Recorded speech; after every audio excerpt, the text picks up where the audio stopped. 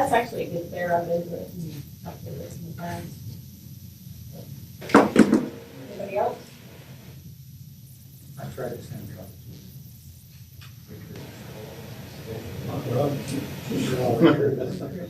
Never heard from them, but hopefully. But I think the way we're headed with it is for new council, that there's a lot of good. Do they give credit for that? They don't, but some of the social studies teachers said they would accept it as a project. The biggest thing is it's great on applications or scholarships. That one's one of the highly marked ones. So. And it's future leaders meeting. That's the big thing. Anybody else? We had a legislative policy meeting for retail agencies in town this last week. And there were 4 things I wrote down. Gary's probably already working on this stuff. But to get ready for the legislative session, there's talk about the tax formula. Still, that's probably every legislative session, how it's distributed throughout the state. We're probably in a better spot than most since our population is such that some smaller cities will be in trouble if they mess with that. It's so long as the same. Yeah, so that working on that, and then the other thing, the governor is wanting to get rid of all incentives for businesses coming into the state, which is something that we want during this campaign, but he's wanting to push that down to the cities to not allow incentives for retailers. So not that we do a lot of that either, but that's something that's That's a big. that's a big one for lots of cities. And that one's felt a little bit more okay on the state side, but it doesn't seem like it really fits with us as a municipality. Yeah, and they're trying to attract businesses and people moving in, and we're taking care of people, which is. We're trying to make sure that we have the sales tax better than So those 2 things are the ones. And then a couple of resolutions were passed. They'll be brought up in the conference at the end of the month. One, the Loveless and Energy Task Force with law enforcement, its relationship with the cities and relationship with the community. And then water, protecting our water sources, not allowing the state to come after our water sources. So anyway, fun stuff.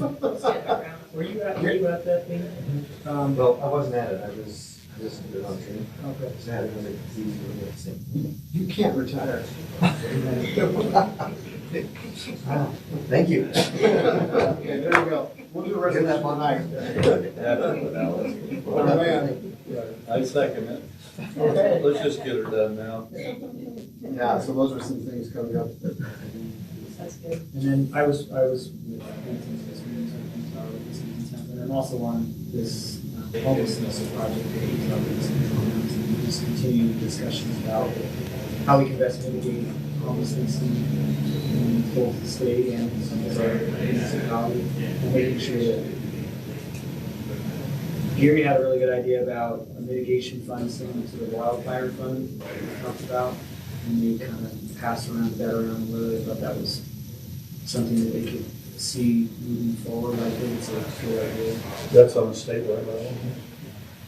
And again, I just feel like this is something that, as elected officials, we need to just try to get the state to realize that homelessness is their issue, and that they have funds, they should be funding it, and they shouldn't be pitting municipalities against each other, because it just doesn't breed a very good solution. We can just watch our hands and say, well, we don't have that problem, but we're still a resident, we're still members of the community that surround us too.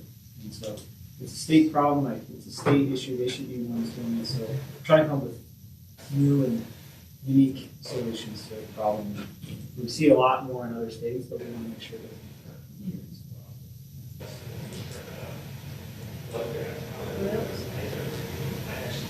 I'm gonna jump in and give my quick update. So last time I asked your opinion regarding the use out of the sewer plant for a possible recreation park. And we, on our last meeting, we had a vote on that, and I'm going to report back to you that I voted against it. And How'd it come out?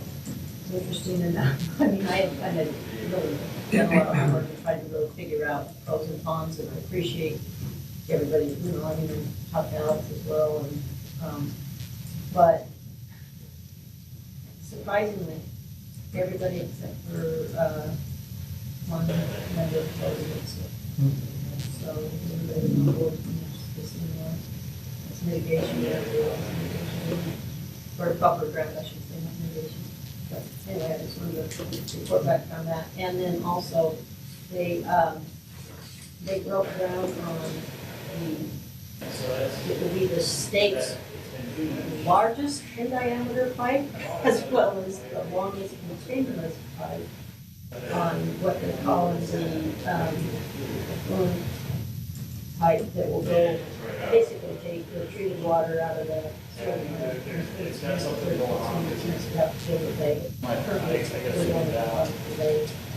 but this is a big state project as well, but anyway, ground up built on the mountain. I mean, that pipe was 62 inches in diameter and roughly 2¼ inches thick. I mean, it's a really thick pipe there. Whitaker Construction's won the contract on that, and they were basically saying this is kind of like, this will be on their wall of fame because it's the longest it's ever, and the most continuous pipe that's ever been doing. Where's Gilbert? What's that? Gilbert Bay, did you say Gilbert Bay? Yeah, so basically, if you guys go out to the island, Yeah. you'll see that on the north side of the causeway, Right. that they're working that ground, and so they're digging the trench there and laying it. And they started at the end and working back towards the guard shack.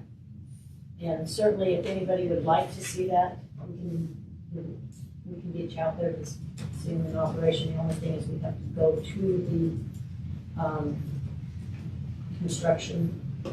We have a construction trailer just east of the guard shack on the south side. So you can just let them know that you're a council member and they'd like to let them see it and they'd be willing to do that. So But you have to report it. the water's going into the other side now? Yeah. And now they're gonna put it up, is that gonna change any, I mean, the other side's dry. Yeah, well, So they're there's still some that will be channeled that way as well. Concrete pipe or metal? On what? The This- pipe, is it concrete? Oh, it's a big PVC, it's that black PVC, HDPE. HDPE, yeah. Oh. It's a thick wall pipe. So that's where But it's not necessarily gonna help. What's it gonna do? Well, it's just a way of channeling the water. I understand that, but so what? I mean, I'm sorry if it sounds, It all goes the same place. It all goes out to the Great Salt Lake, but this way it kind of goes on the north side. north side's usually a little more, less saltier than the, okay. Anyway, just thought I'd let you guys know that. Okay, we can move on then. I'm gonna turn the time over to Mr. Jackson. He's got a water conservation update.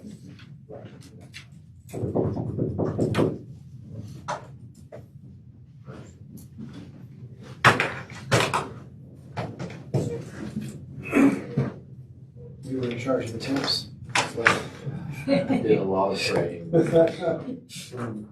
Praying for lots of snow, so I hope you like snow. Good.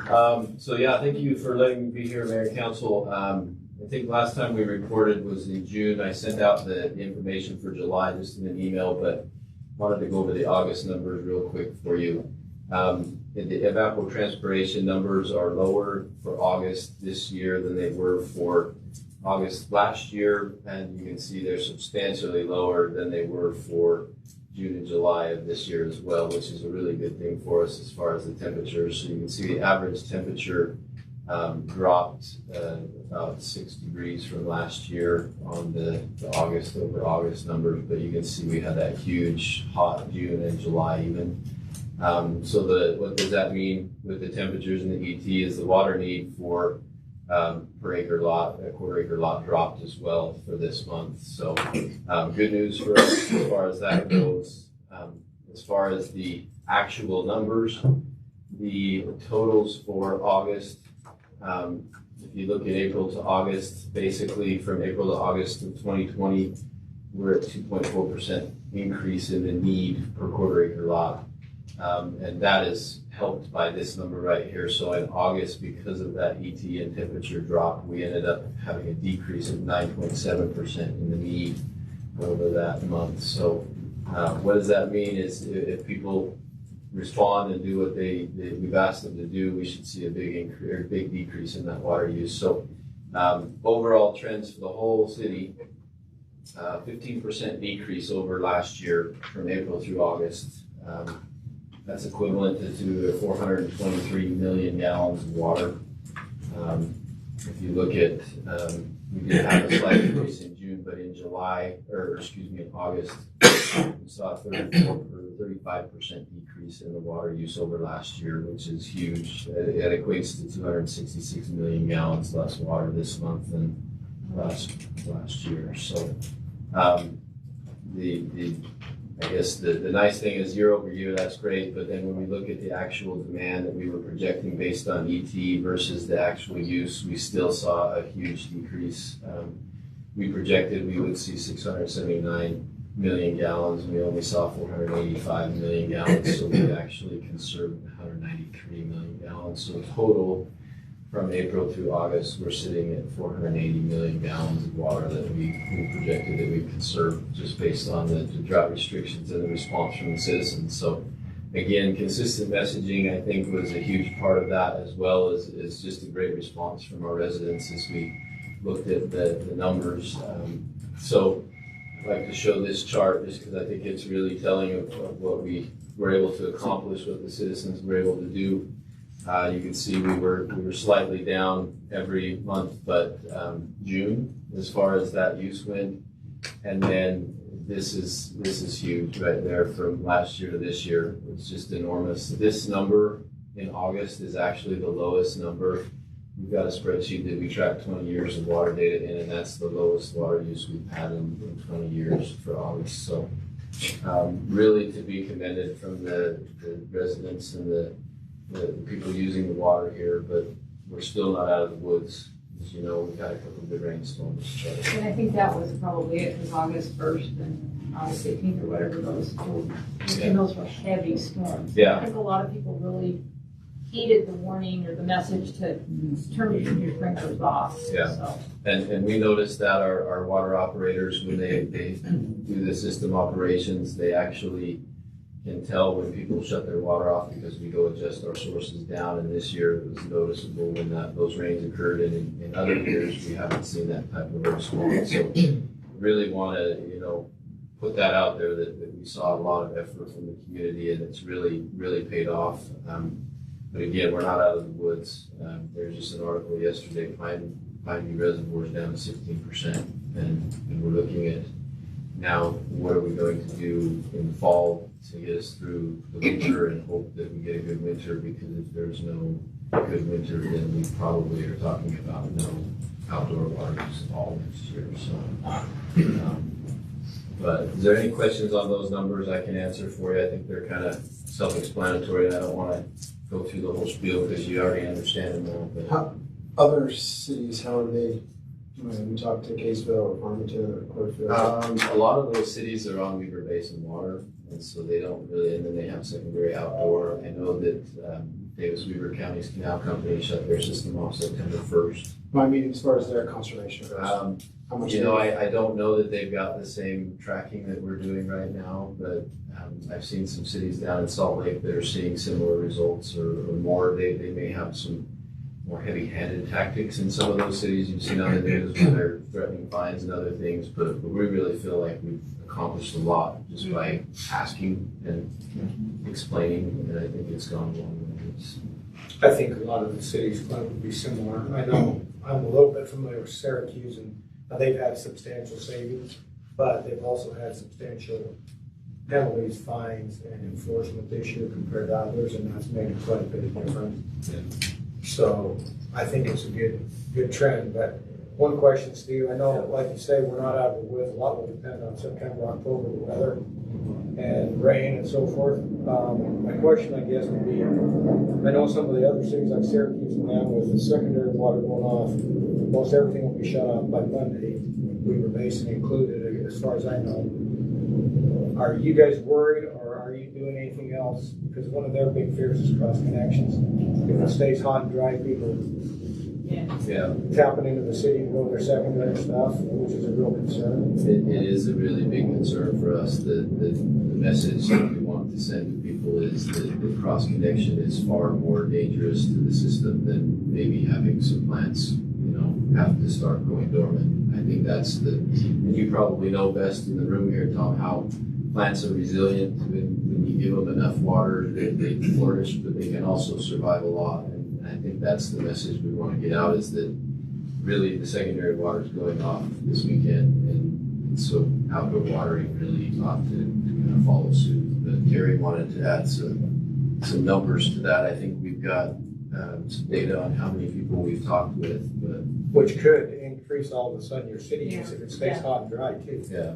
Because they'll be using that outside where they can't the other. Yeah, well, and I think that's what we wanted to actually talk about tonight, is to kind of talk about those recommendations. But I want to give Terry. In talking with Steve and with Alex, being the DRO for the city, the direct responsible operator, I've told you before about how many people are grade 4 certified in systems our size.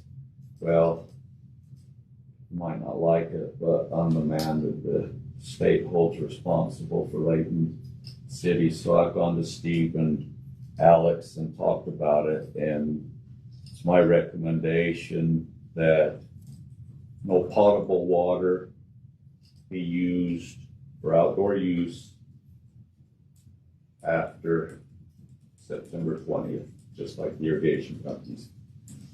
Ogden City has had a problem where they were allowing potable water to be used outside, and they failed to get a water project done in time.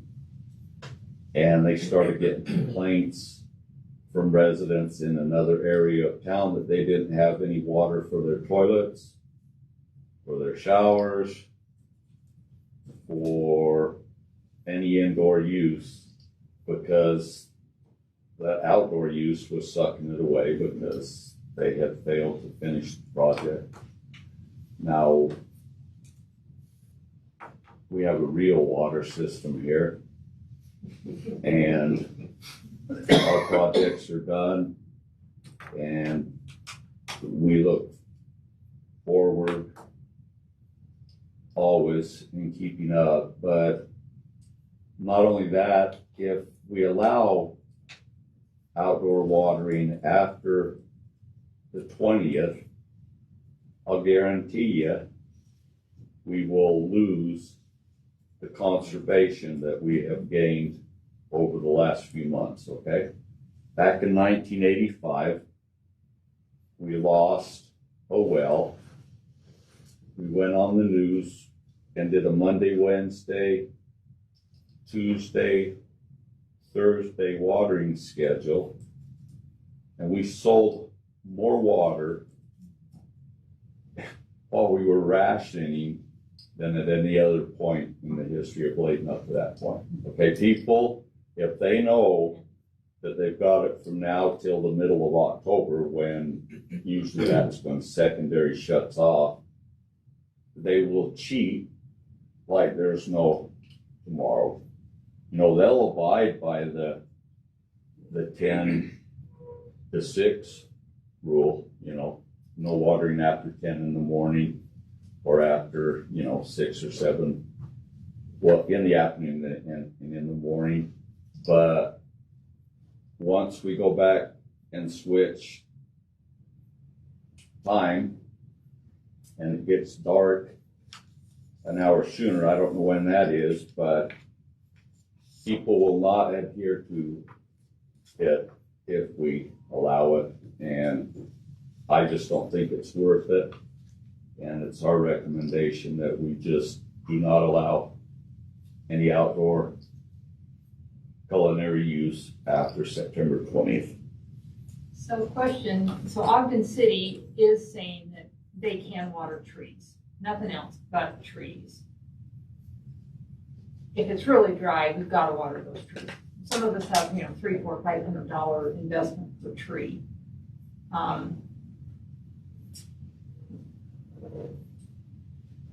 mean, what do we do? There's got to be and believe me, conservation's first on my list, but I also am living in an area that probably has 80 trees, and I can't see us replacing 80 trees a year from now, and 5 gallons per tree once every 2 weeks, I don't think is a huge impact. But yeah, no washing your car, no you watering your lawn, I get all of that. I just think that it really worry, and maybe the nurseries have a better, idea on what to do with that. My concern is this is Thursday night, and the 20th is Monday. Are we gonna do a reverse 911 or something to let everybody know that as effective Monday? I mean, how are we gonna get the message out in 4 days that don't water your yard, don't, wash your car, don't do any of this in 4 days? Well, I think it would be a gradual thing. We would put it out on our social media. We would try and notify people as best we can, and then just ask them to comply. I think you're right. It's more of the voluntary steps that people have made really are helping a lot. And to that point, if somebody takes 5 gallons and puts it on their tree, that's not going to break the system, but it's the continuous. We're going to just continue to overwater. I live next to an HOA that still waters every single day, and I just, it's in a different city, but I look at that and I say temperatures have dropped, the need has dropped, and so, my understanding is with trees, and by no means am I the expert gardener, is that at this time of the season, they don't need as much water because they're starting to go dormant, and by watering them, we actually encourage them to stay vibrant until later than they normally would go dormant. And so this year, I think we're just going to see a lot of plants go dormant a little bit earlier than we normally would. But I don't know that we're going to be the heavy-handed and stop wildly. That's our intent, is to go out there. But we do want to encourage people, and we would put outdoor hangers for people that are watering their yards and other things like that. We have to have a set day. Yeah. So if we do it I think we just encourage everybody based upon what all the other entities are doing. And we'll be good. North Ogden City was fining people $50 the first offense, $250 the second offense, and court the third offense, okay?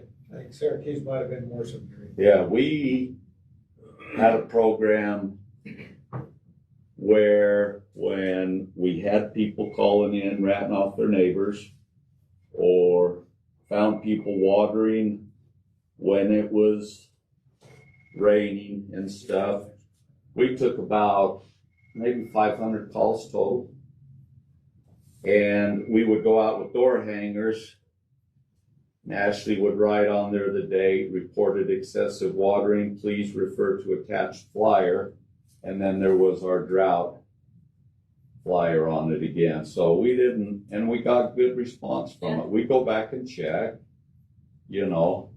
and whatnot, but Layton City was not heavy-handed. We weren't, we never even came to you to think about handing out fines. We just took this approach, and I would say that's the approach we'll take going forward Sure. on this. We're just going to strongly encourage people to not water their lawns after the 20th, especially with culinary water, knowing that the secondary has been turned off, that we're at the time of the year and the drought that we just, I'll make an announcement in our regular meeting to support that. But we will Because strongly. I agree with you, folks. I mean, that's what we got to do. And when you look at how the response has been, I mean, our residents they've stepped it up. And I think they we really have. continue with that and just strongly encourage them to kind of, to continue along that path. The same ones will, the same ones won't. Right. Well, But I think the date helps. Yeah, Yeah, the date will help, and the other thing I have to ask for is that we be allowed to continue to strongly enforce our cross-connection ordinance. And Yes, that is I agree not- with that. That Yeah. is not negotiable, in my opinion. That's a safety issue and a Yeah. health issue that we cannot negotiate on, so. But that's something you probably won't know happens till it happens. 'Cause it's the Well, same and thing. that's, Right, if we just like see it the happening, problem, we will yeah. enforce that just like we would normally during any other Yeah. time, but. Right. I think no question of that. And not to belabor anything, but we follow the same date. Yeah, so it's The a city doesn't consistent want it. message out there. It's just like, Right. you know, we went out with ours and then the state went out with theirs, but we were all consistent. And that's basically what we're doing. Is we're saying the same thing here Yeah, as far but as with I'm the secondary. saying we meaning. The parks, watering, Parks. they'll be notified. Everybody. Yeah. How does that coincide That's with what's up. ball swings? Yeah, I was gonna say, I think that probably the only exception to that would be if we've got competitive play on Down at Ellison. all fields in the middle of football season. Right now, but any non-essential, Yeah, but you're gonna, I don't care where you water, you're gonna catch the flack for it, yeah. no matter what it is, so. Just You know, But and we That, do- that is a pretty standard exception that they make for community And I, use. and I'm, Yeah. of all people, and I'm. Sure, sure, yeah, we just need to articulate that, Right, which I think is a natural transition, really, because you're congratulating the citizens of Denver. And Yeah. you guys are being commended frankly too, a lot about, just because of the way it's been approached and the fact it's been talked about. And you guys have talked about that a lot, which is, I think, a big part of the success. Good people listen to you, but we made all these gains, now let's just get the ball across the goal line. I mean, it doesn't make any sense to, we made all these sacrifices and these efforts, and about the last month, unwind that, you don't put us back where we were. So I think it's just a little bit, what's such a logical evolution of, let's just finish it off. And consistently do it through the next year, right? Will it come to an end, because we conserve it? And it's all positive, there's no negative, to me, it's not a negative message, it's keep it up, right. finish it. So is there a way that effective Monday, that no new sod go in, period? I'm gonna have to People's look got at- orders. Where did I I hear about? over here? They weren't allowing them, did they? Oh, there's sod being laid right and left all over. It was the in place. Ogden that they actually just Yeah. put that out as well. But it's still being delivered, still being laid, people are still watering it 3 or 4 times a day, and they'll continue to most likely to do that. Some of them are businesses. I don't know why they're not given a pass when they get their business permit, you know, their final inspection or whatever, to say, you know what, you can wait till spring. They They are. are, But yeah. they're still going ahead and doing it. Yeah, we give them a pass and say you don't have to do it, but they still do it. So. They choose to do it, and the deadline is the deadline, and we go out and talk to them and give them a hanger, and they continue to do it, then we'll pull their meter. Yeah, we've given everybody a pass on landscaping at this point. They can bond for that, put it in a better time. But that was their choice to try to gamble and, you know, Right. go that way. But Layton City in no way has been heavy-handed at all in this process. No fines, no, I don't even think we've had to pull a meter.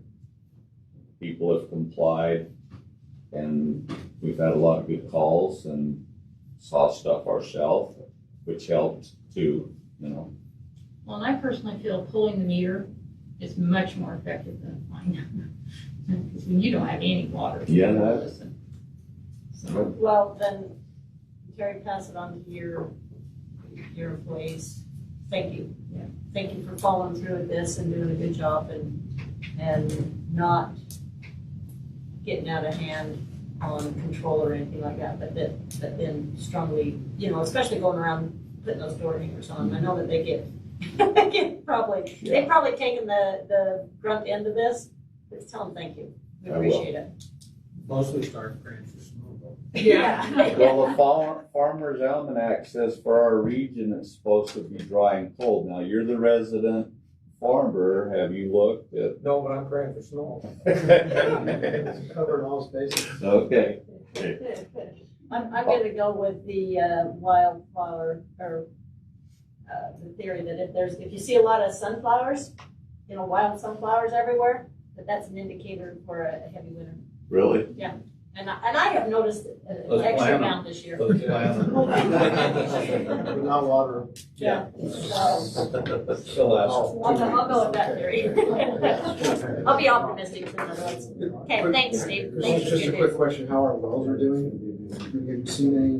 We're watching them, but we usually don't see a big drop in those because it takes so long for the water to travel through the aquifer, but we anticipate we'll see some impacts next year or the year after unless something drastically changes. But we do have a lot of depth in those wells, so we feel like we're okay.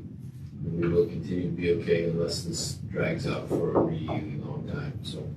So just to clarify, this is dangerous ground here, because I'm not an expert in anything along the water. That's why I just asked questions. But I think what you're saying is likely because of the drought the last 2 years. Next year, even if this is a great winter, you'll see a drop in those levels because the good and the bad takes a couple of years to show up. So it's probably clear. I wanted to emphasize Which means if that is the case, then we will have to hire our well people to come in and drop if there's water in that basin, we can drop it. Right now I think we're 50 to 80 feet, Steve, above the motor, maybe right now on our wells. What's average? Oh, you'd probably be a lot more than that by now. 150, couple hundred feet maybe. So it has come down. some. Yeah. Those wells are godsend. I could tell you stories, but we won't do that. Okay. Thank you. Well, thank you. Thank you. Yeah. We're out. Okay. Karen. You're welcome to come. I was gonna say, I'm curious what the news that you have. I know it's not the best, but tell us it. That could be worse. For those of you that don't know Karen, she's been with us for over 15 years as our victims advocate. We're really, really privileged to have her. She comes with a background from DCFS, and most recently she's also studying to get her social work degree. And so she handles, she'll tell you how many cases. Why does she need a degree? She's earned her degree. I keep telling her that. Yeah. She's there, but it's nice to have those letters behind your name. So Well, you're a lawyer. they don't mean anything for me. For her, they don't mean something. So I bought mine from Puerto Rican. Stop. Strangely enough, the master's program for me is my retirement. And I want to say I fully support the motion that Barry is not allowed to. At least not until I do. Anyway, thanks for having me. Just want to do the quick report that we're required to do for our VOCA grant. VOCA, you probably all remember, is the Victims of Crime Act. There's been some changes. So the last few years I've been able to say, yay, we've got more funding through VOCA, and we are still funded. We were just approved for the next 2 years. But there's been some changes with VOCA throughout the whole nation. And that is because of an issue that they have with the funding. So VOCA is funded by fines that criminals pay in federal court. But in the last year or two, they've been doing a lot of deferred prosecution and diversions. And so instead of having the defendants in these federal cases pay their fines as part of probation, they're saying, okay, you pay the fines up front and we'll dismiss the case. And so all of that money that has been funding VOCA has now been going elsewhere. So because this has kind of hit really hard, it's resulted in some big cuts in VOCA funding throughout the nation. In Utah, they're implementing it as a 10% cut this year and a 15% cut next year for a total of 25% cut from all grants across the state. So for us, what that looks like is this year that we just finished up, we were granted $192,000, a little bit over $192,000 in VOCA funding for both the victim services and the housing grants. And then we didn't have enough for how much the need was for victims in need of rent and emergency assistance.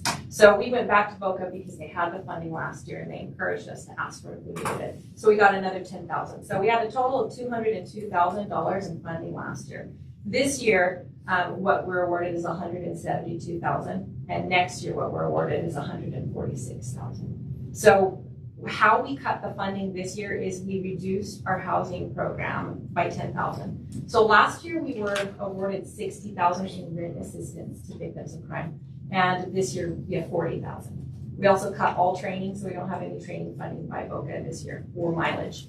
And then next year the cuts are even more severe, and that we had to cut our part-time position. So that will result in us being able to serve more than 20% less victims than we're serving. So whereas we were predicting 1,000 victims this year, it will be 800 next year. So we're hoping that this is going to be fixed. So Gary's been a great help because he's advocated for it with the senators, right? And it had passed the House earlier this year to fix VOCA.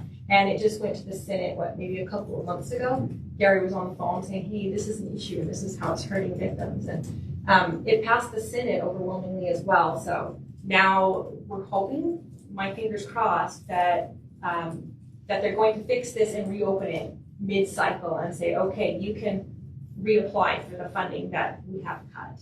But at this point, at the Utah Office for Victims of Crime, that's who we get our funding through. We're their sub-grantee through the Office for Victims of Crime, the national. And they are saying, we don't know how it's going to work and how long it's going to take to implement it, and then how long it's going to take. To give you an idea, though, there was a fine that was a deferred prosecution earlier this year it was over $1 billion fine. And all that money could have funded the whole nation, but it didn't happen. Wow. So hopefully it will get fixed.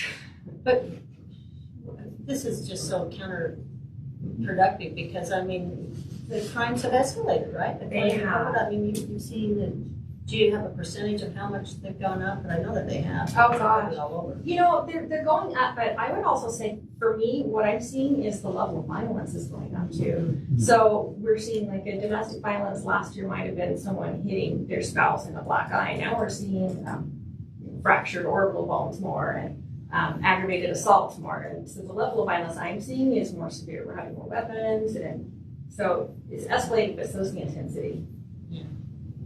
And you deal with that crime. Yeah. I mean, what's your, I don't know how I say this, what's your bottom crime?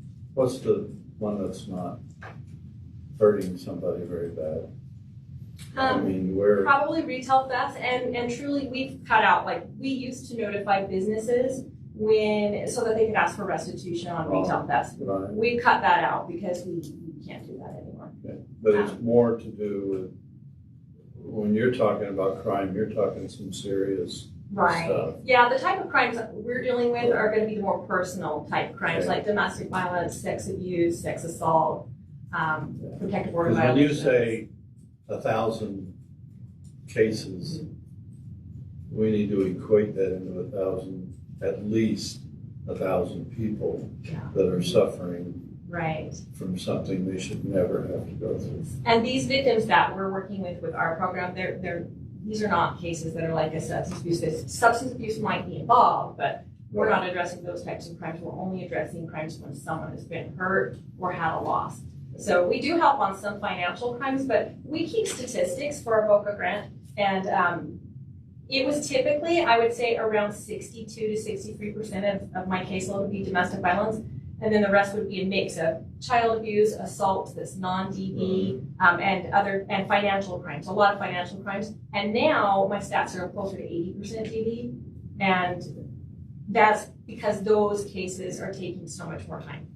They're being a little bit more. And when you speak of this, and you said it, I apologize, I didn't write it.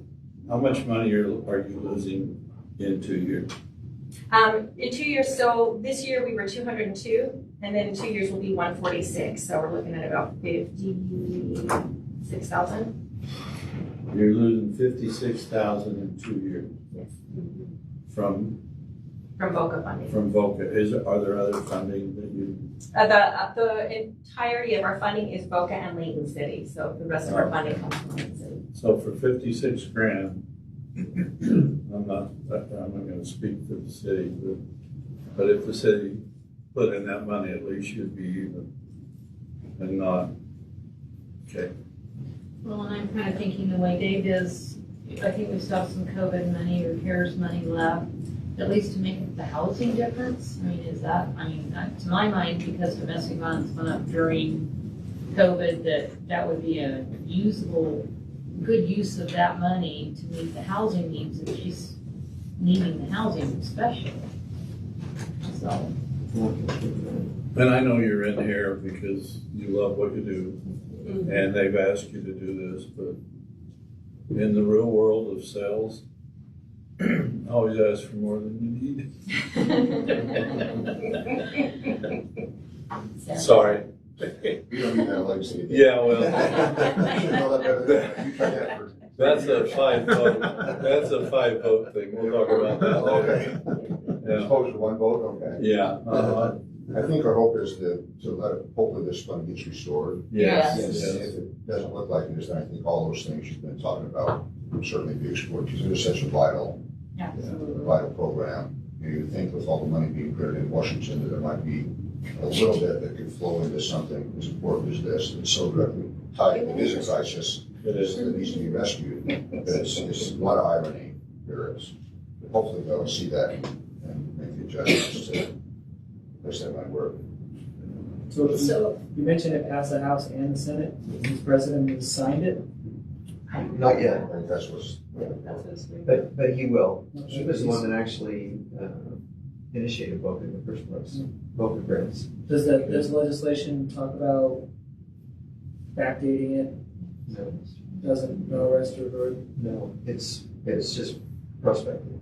So they wouldn't be able to collect anything from the past, but the upside is that they have approved it. Both House and Senate have approved it, and I'm sure the president will sign it. So we just need to catch up is what we need to do, which may take a year to do that. Actually catch Is that up. part of the crime though? Is that what it was? You mentioned it was part of the president. Yes, I don't think it was part of the crime bill because it was called the VOCA fix bill. It's a So it separate. wasn't in it. No, not that I It was was separate. Not that I want to belabor this, but in the COG meeting last night, we had the gal from Safe Harbor, Kristen, she kind of reported to us, and she says, interesting enough that they're kind of in the same boat, but, and I hadn't thought of this, I mean, they do have the domestic violence, shelter for, that's an extended stay, anywhere from 18 to 24 months, right? And in the past, they've been able to kind of put, multiple people in rooms. So with COVID, they haven't been able to. So they went from basically accommodating 25 people down to 10 people this past year. So that's been another way of kind of that's impacted the society. It's kind of do their housing fund. It has too. People in hotels instead of in shelter, and that's Yeah. very Yeah. expensive. It's kind of unfortunate. Kelly has done an outstanding job with housing. I think he's spent, what, 40,000? Well, this year we have 40,000 to spend, and it's already close to 20. And we told them to spend it until it's gone, because if they do reopen it, we'll have the chance to say this justifies our need to VOCA. And it's humbling to see some of the circumstances that he's assisting with. The housing grant actually helps beyond what Safe Harbor can do, and beyond even what we used to be able to do, because it can be used for a number of different things. And Karen can tell you a little bit about that. Hopefully you can see that you got support here. Yeah. So no matter what happens and how long it takes, it's an important thing for the city. I can't express how much I appreciate that, and I was telling Gary how I know that other cities aren't necessarily, because people say, oh, everybody knows that victims need assistance, but I have personally worked with other cities that were trying to get grants and had it shot down by the council because they say, well, we can't do the 20% match, we just have other things we need to do, and That's never been an issue for me with Layton, and just Layton, if you look at our budget, it goes way beyond the 20% match right now, and so I know that it's not like that everywhere, and we appreciate all of it. Well, it goes the opposite way more so. Yeah. Because having had a personal person work with you, that totally opened my eyes. And, you know, that's not something you can allow, I don't believe you can allow to decrease, because we're increasing. And, you know, it's just, some things we do as a council sometimes are good, sometimes they aren't. This is your chance to get your 7%. Sorry. I will say, the only reason we do stuff for Is that what you said Santa, on sales? for Karen, is because we know that those people need it.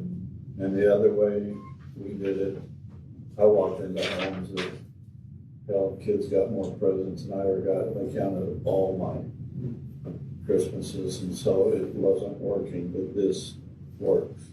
I know that everything that is given to you goes to somebody that needs it. You know, It's wonderful for us, but the folks that we deal with don't have a planned crisis, it just No. happens, and so yeah. by the time something happens on December 5th, you thought you had this planned, and then suddenly your spouse or someone's in jail and you have nothing to give your kids, it's great for us to be able to hit someone up like Dave and say, I know it's like 2 days before Christmas, but, because the other agencies, you have to sign up by September. Yeah. So it's We really always nice to leave have us money all in that. it for you. Appreciate I it. mean, for that, because we know it could happen Christmas Eve.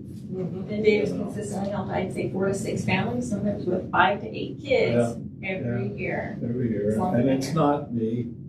I mean, The whole it's, crew, but. I got a bunch of friends that hate me, but they know they gotta cough up money at Christmas time. And I it don't- wraps them. And I don't labels care. them. Well, last year the council wrapped them up, that was, Oh, really? yeah, it was, that was really, That's wonderful. really neat. I'll have to forward the thank you cards to all of you. so You see how much should. people Yeah, appreciate You it. can send this in. Great job. And I won't Okay. belabor it, but Yeah. it's. Just another question, is Finley making a, Finley, so Finley, Alex is also in the master's program for social work, but she was in it before I was, so she's finishing in December, and her internship offered her a placement, so she was part-time for us, and so she accepted the placement there, so Alex has left us. So with Alex went Finley. So I told Gary that if VOCA funding gets restored, I want to apply with VOCA to get another victim services dollar. Right now we are without. So let's do that. They get that, but can I say one other thing? COVID has adversely affected just about every aspect of victim work that we do.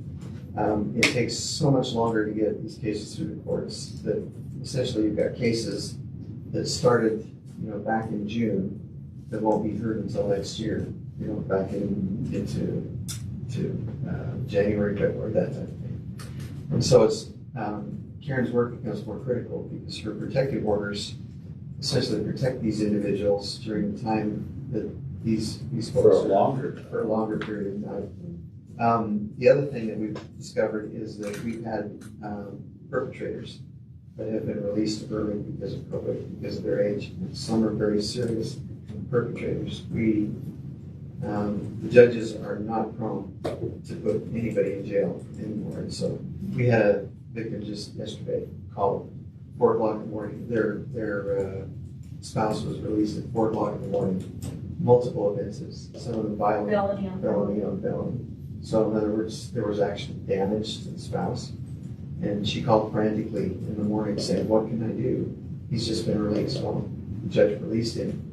It was probably an error that this judge, so the judge didn't see the felonies, he just saw the misdemeanors. Our judge released him on the misdemeanors, but he had a felony on felony status with Farmington, and the jail thought that our judge released him on everything, and he didn't.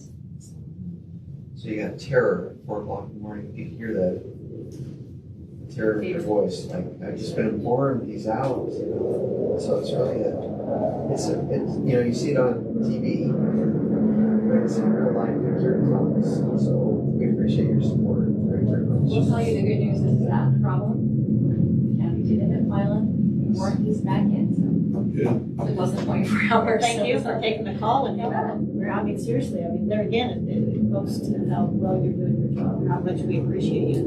So Karen, do you feel like you're keeping ahead, or do you feel like you're falling behind your fellows? Well, I was feeling okay until Alex left. Now I'm behind on letters.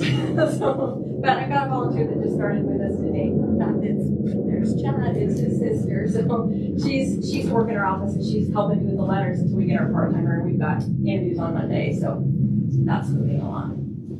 I will mention one other thing that's kind of cool that we've been able to do this year. There's stuff going. Layton participated with Timbernova's legal clinic for the Certified Advocate Partners Program. So I am now one of the 6 advocates in the state that can legally can sometimes be kind of roundabout. I can give legal advice now regarding protective orders and stalking injunctions. So that's a program that's being the oversight is through the Supreme Court, but we're working with Timbernova's legal clinic, and if it goes well, then it's something that they're going to try to do throughout the state so that advocates can save people money on preparing protective orders and stalking injunctions. We're now allowed to coach them through the court process and give legal advice saying, yes, here's what you should do, here's what you shouldn't do. So that's pretty cool. It's been good so far. It was a pretty rigorous course, so. Yeah. It's good. It's coming from my job. Yeah, I was gonna No way. Never won the job of attorney, no sir. No, so that takes a big burden off of a lot of the prosecutors. So now we have nothing to do with this. Still no reason. That's why when Gary retires. Yeah, You're replacing with Finley. With Finley.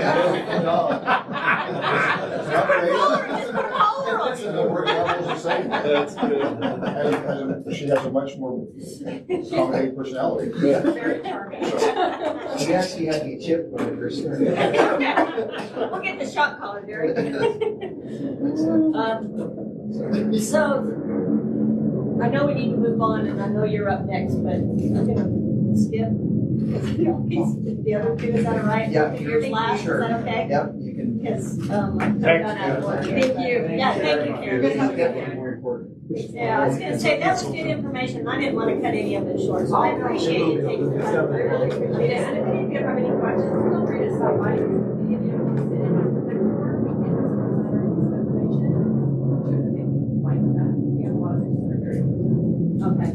Okay, thank you.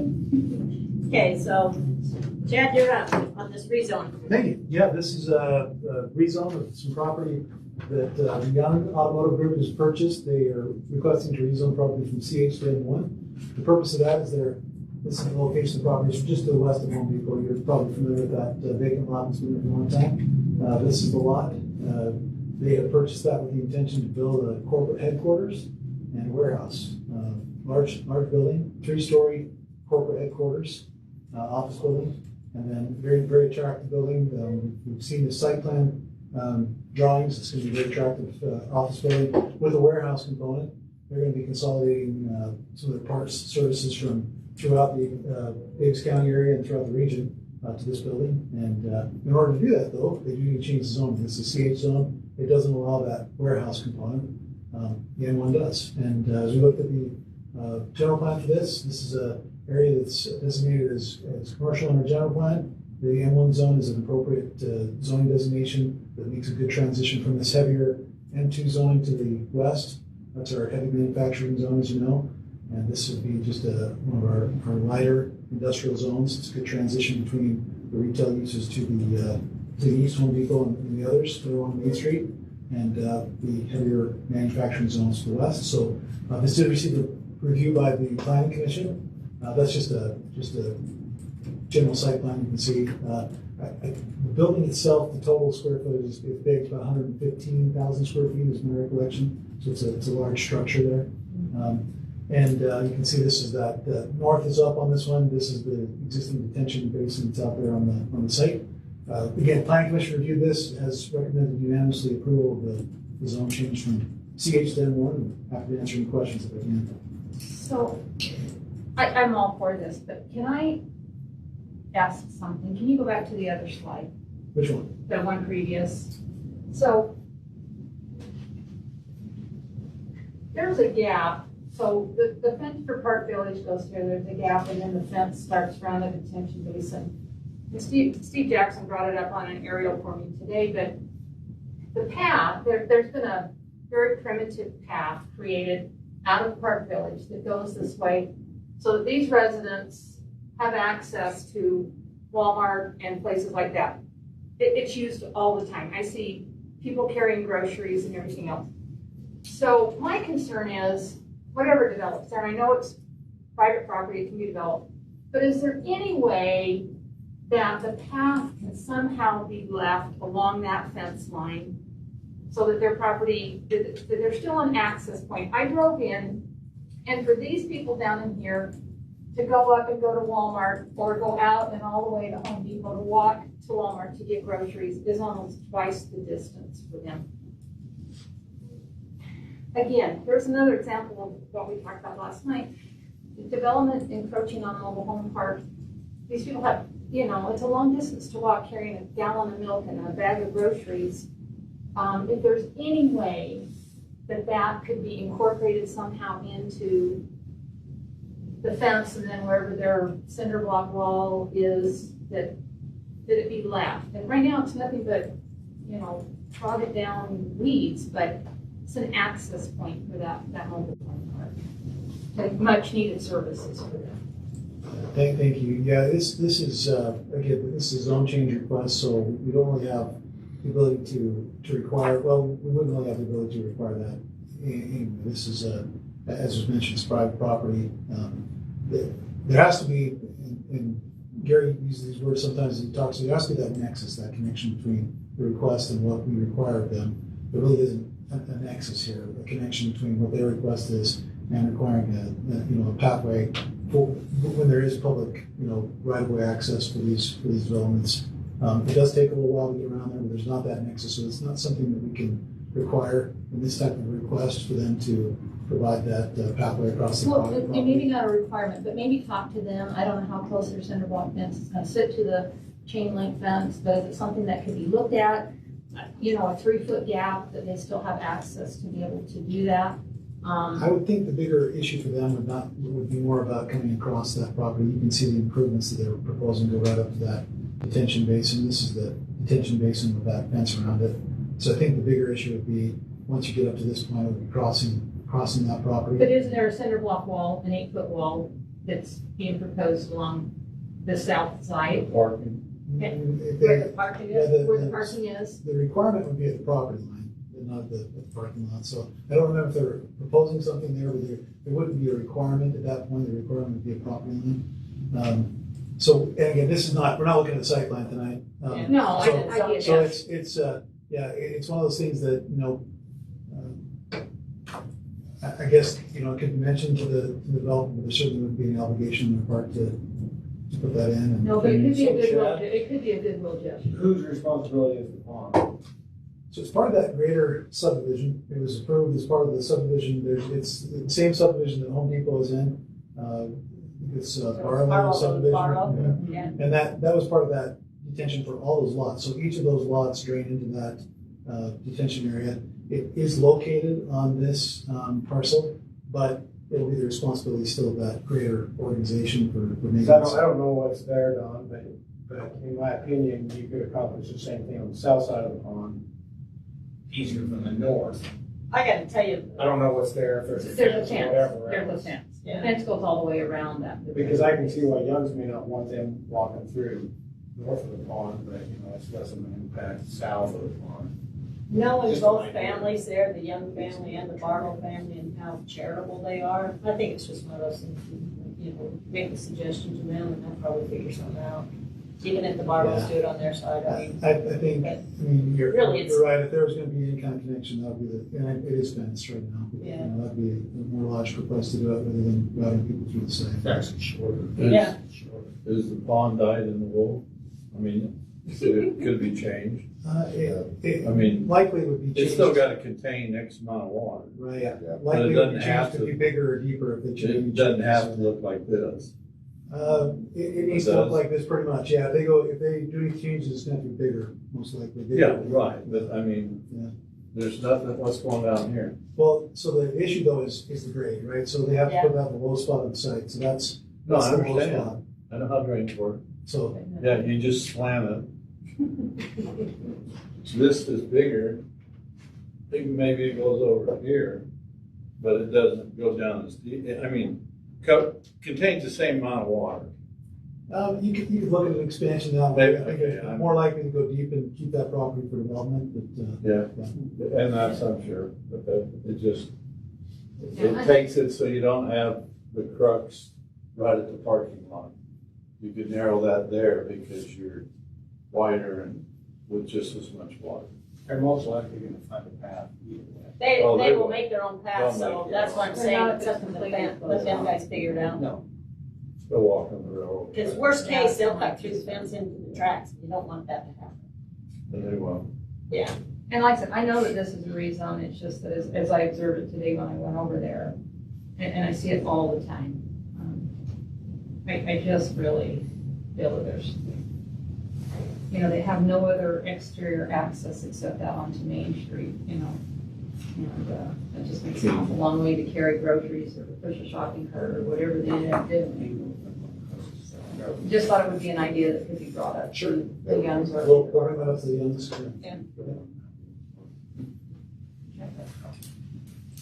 Anything else? You guys have any other questions regarding that? We'll obviously talk about public hearing in the next meeting, so. Yeah, absolutely. Well, it's nice that what they're doing. It is, Yeah. I think that's a Especially in real that field. positive thing for the city, Yeah. you know. Yeah, it's about a $30 million. Right. So- Now they can, have the problem of where the trucks park. Well, So- and I know on their existing property, on the side where like the auto body and the parts department is right now, that whole street you can't park on, and there is no parking. So if you take your car to the auto body shop or to get your oil changed, it's an iffy if you're gonna even get in, so hopefully they'll be able to take that parts warehouse and move that stuff and open that up. You go around to the back. I know. That's exactly right, yeah, that's part of the whole process, is to Yeah. consolidate those. Alex just reminded me, we do have also, which we're coming back to you as the RDA, this is within the RDA, and we are right now working with the Youngs to come up with a potential participation agreement from the RDA to help out with some gap costs they have there, so that'll come back before you. with It's a some- request, and we're processing that, to make sure we have the proper data to be able to present to you. But it should be within the next 2 weeks. We'll be back there. Yeah. And they are anxious. They have, like I said, they've submitted the initial site plan drawings, and I believe the building permit is very, very close to being submitted and complete. So it's Yeah, they were it's reeled happy. in. They were happy that the parking was smaller for the vehicles. Oh, the parking Yeah, permit? so they can do Yeah. all that. That's all. We just gotta get that little lot across the street from this one developed into something too. Yeah, yeah, it'll be good. Yeah. That little- This guy right here. Yeah, that would be nice to get that one done too. Okay, is that it? That one, yeah. So, Okay, it's right next to about time. Then, why don't you just go ahead and go into item number 6 then as well, which is the doozy, the municipal code, which, Yeah. you have it, Brandon, come on. Brandon's here to Okay. answer questions. We're gonna kind of keep this one a little bit more brief than last time. We kind of went into some of the details. Today, we want to just point out a couple of things. We've got some feedback from some of the council that have looked at the draft, and want to just talk a little bit about some clarification changes we're gonna make. I have to point out that every time I look at that, it makes me think of the board game Clue. There should be like a wrench and Yeah. Dr. Colonel Mustard or something there. But anyway, just to remind you that this is part of our general plan strategy. This is the strategy from the general plan. It's quoted in your ordinance here. This is what we're looking at, is to try to have additional opportunities for affordable housing and moderate income housing in the city. This constitutes that further study, right? We've done that. We've broadened the definition of accessory dwelling units. We've done the things that this policy, this strategy calls for in the general plan as part of this ordinance. Just to remind you, this is what they are. ADUs are an accessory dwelling unit. They are subordinate to the primary dwelling unit. They're not a duplex. They have to have some, there are some conditions that are required in order to establish these. The biggest one, this is the key to this whole thing, is that the owner has to live in one of these two units. And that gives that safeguard to the condition of the neighborhood. That keeps single-family neighborhood single family, right? Because the neighbor can go right to the owner of the property and say, hey, I have this concern with whatever's going on there, and gives them that immediate feedback. Here's the benefits. We've talked about this a little bit before, but it allows for, again, some more affordable homes, rentals potentially for someone that wants to live in a basement apartment, extra income for empty nesters, or I would add any nesters, right? You might have a couple in the middle stages of life that can afford their mortgage because they're able to put a family down the bottom part of their home, or a couple of renters, or whatever the case may be. Of course, there's other great benefits, places for caregiver situations to occur with families and extended families and all those things. I'm going to go through just quickly the feedback that we got, some modifications that we are asking to be part of your motion tonight. These are clarifications, and they were good clarifications that we wanted to add. One of them, it wasn't clear that in this section of code that these projections we were talking about, just the primary structure projections, not these detached, so we've added the word primary structures there to clarify that this section, and that's on the larger section would be that 19.05.030. We get a page number if we need to. But that would be that section of code. You'd ask that clarification in yellow be added as part of your motion. And you don't have to articulate these. We'll make sure that we make this part of our presentation out there, and you can just include these as part of your motion. We wanted to make sure that it's clear what we're counting. That's the livable space that we're talking about when we talk about the size limit. Of course, one of the things we talked about last week is that with the state law, there's no limitation on these internal accessory units, so that's reflected on that table. But we've added some language that clarifies that that's what we're counting as the livable space towards that maximum amount for detached and attached ADUs. Last one, actually there's two more. We have just got a footnote. There's just some clarification, that makes that read a little bit different, but we've removed a comma. So it clarifies that that's just one complete sentence there, front setback from the required minimum zone. And lastly, while we want our code to be polite, it's more important that the grammar is correct. So rather than complementary, that's the right spelling, complementary, which is more like compatibility, related to compatibility rather than telling you have a nice tie. So just a little grammar thing there to point out. So with that, we'd be happy to answer your questions. We gave you the draft a few weeks ago. If you've had questions that you've read through, or any questions you've had during the presentation, this would be a great time for Brandon is here. I want to again recognize Brandon's work on this. There's a lot of research on other communities. What would be a good fit for us? The two pieces of this are adopting the changes required by state code and also clarifying some of the things that are already in our code related to detached, which we already allow, but related to detached accessory dwelling units. I will say, I want to take one more just moment to say, I really think we've been ahead of the curve on this one.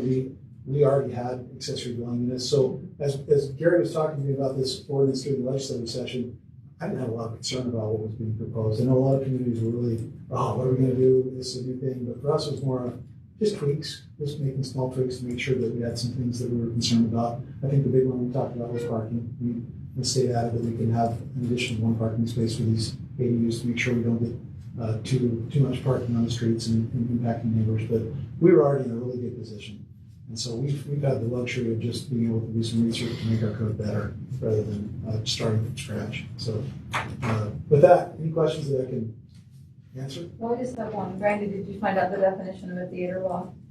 I'd actually like to chat about it. Yeah, theater law. This is kind of not related to this, but it's in the definitions section that we're talking about. But we're not making any changes to that. But just it was a good question. If you go over and look across the street at Layton High, when you have an auditorium and you have a theater involved, it's where the curtains go, right? As you're pulling those curtains, the curtains go open to that loft. And so it's not habitable space, it's just space that, you know, you might have a catwalk up there that someone can go up and work on the curtains and things, but that's what theater room. Okay, because I wasn't sure, and, you know, in my mind, the loft is, you know, above and you can put beds in it or whatever. So I was thinking, oh, you could build a theater, Oh, yeah. put in Like a theater room? Yeah. theater Yeah, room, sure. and so that was my question That on was a that. height exception, that's what it was. Yeah, So we have some exceptions to height in the code, and that's part of the that was just the one. section of the code. We're not changing that particular provision, but it's in there, but yeah, that's what it is.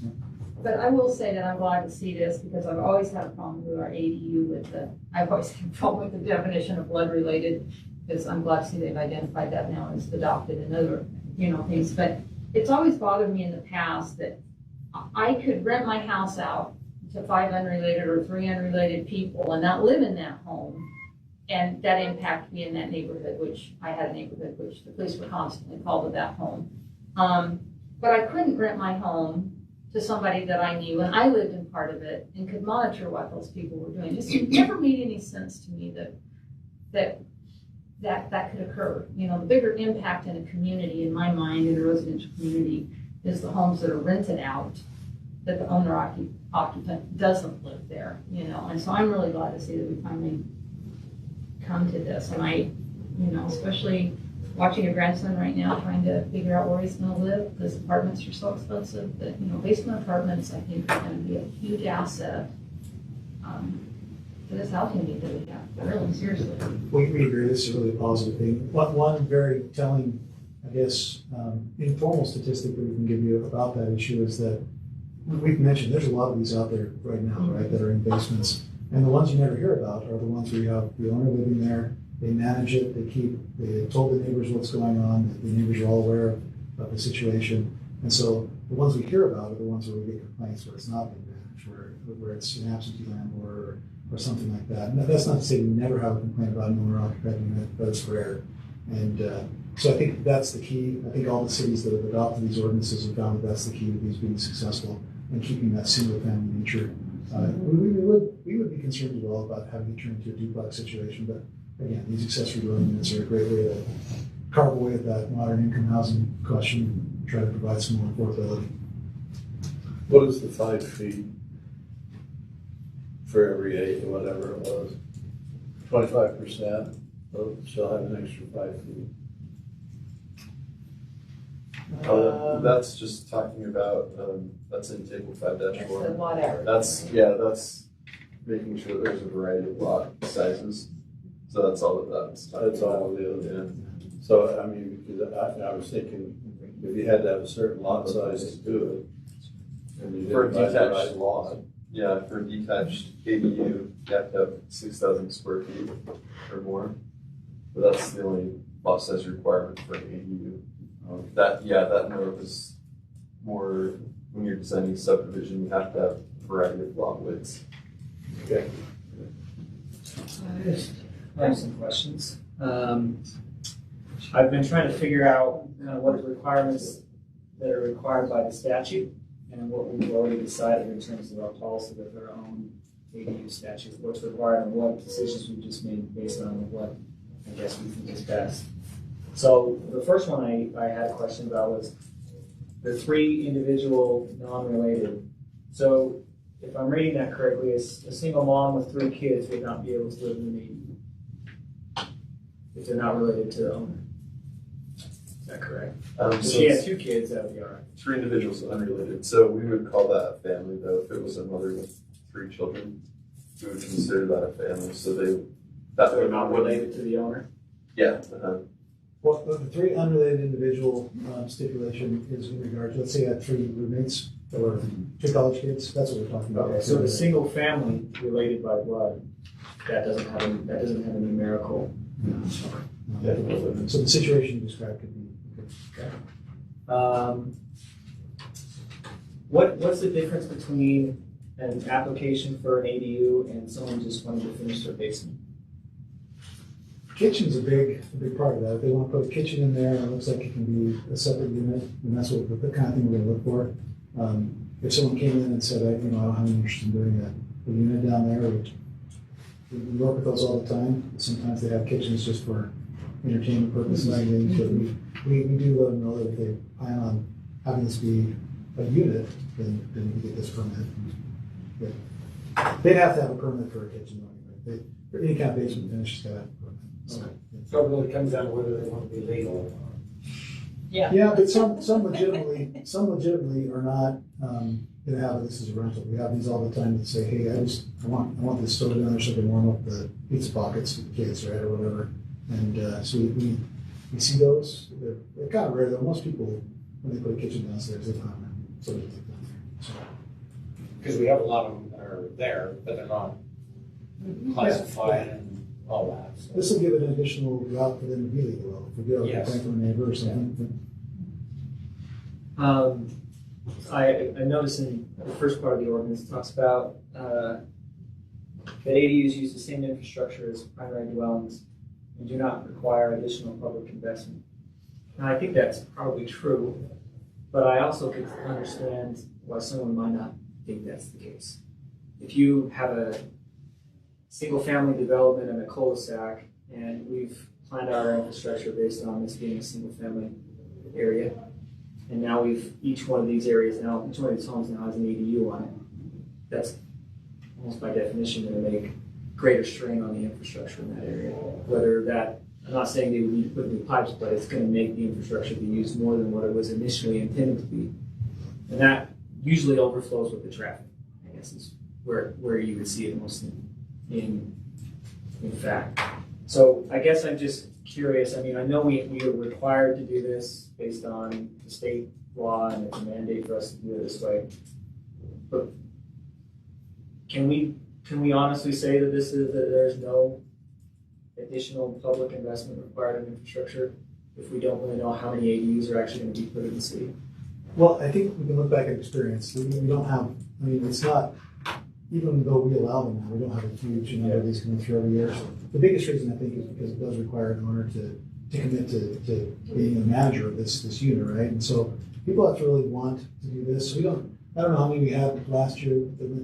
Obviously there's some we don't know about, but 8 or 9 maybe? Yeah, probably about here. Yeah, we get a year, so it's not a huge number that we get. But to answer that question, the sewer lines and things are sized to a point where they can definitely accommodate just that thing. I think the question about traffic is a good one. It's one of the things we said to the state legislature and said, hey, we can't. At first, it was the state legislature was saying you can't require additional parking. We said we need to be able to do that. We need to be able to have at least a little bit of parking off street because there will be extra cars there. We're going to have another unit. And so the idea is that they have to have enough room to be able to provide that extra parking on their home. There will still be people that we have to say, we're sorry, we don't have enough space for an extra parking space or whatever the case would be. I think that'll be rare, but there could be, some of these older neighborhoods especially where they've filled in a carport or something. There's going to be some of those we're going to say, we still have enough room to do this. But so I think we can say, that. I think we've looked at that based on our experience with the number of these that we've received applications for. Even in cities where they have not had that owner occupancy requirement, or excuse me, the blood relative requirement, they still haven't seen a huge number of these. It's still pretty limited. So, because on one side we say in the preamble, we are doing all this for moderate income housing. This is just going to be this major thing, and it's going to help rents go down. And then the other side we're saying, but there's really not going to be that many of them. But I think the idea is that we're taking away an obstacle to doing it, right? So there are going to be situations. I see this especially with those couples in that kind of mid-range where they say we could make this house payment work if we could. We have 3 small kids. Just right now, while we're starting out, if we could rent out our basement, we can make this work. And I think that gives someone that entry level. Well, it's difficult right now, but that gives them the ability to do that. So I think we are doing that. We're giving a tool. It doesn't solve every problem for sure, but we're giving another tool. Yeah, well, I just looked up. Entrada had some Davis County specific data. Rent increase over the last 2 years from January 2019 to 2021, about 59%. And then 59%. Wow. Davis County, that's Davis County specific. And then month over month, the month-to-month rentals is up 266% in the same thing. So we obviously have a 30-day time frame. This can't be a short-term rental. And so I think this is a really good option for people who are property owners who want to be able to try to make it work. But the property owners who don't want that, I just want to make sure that they're respected too.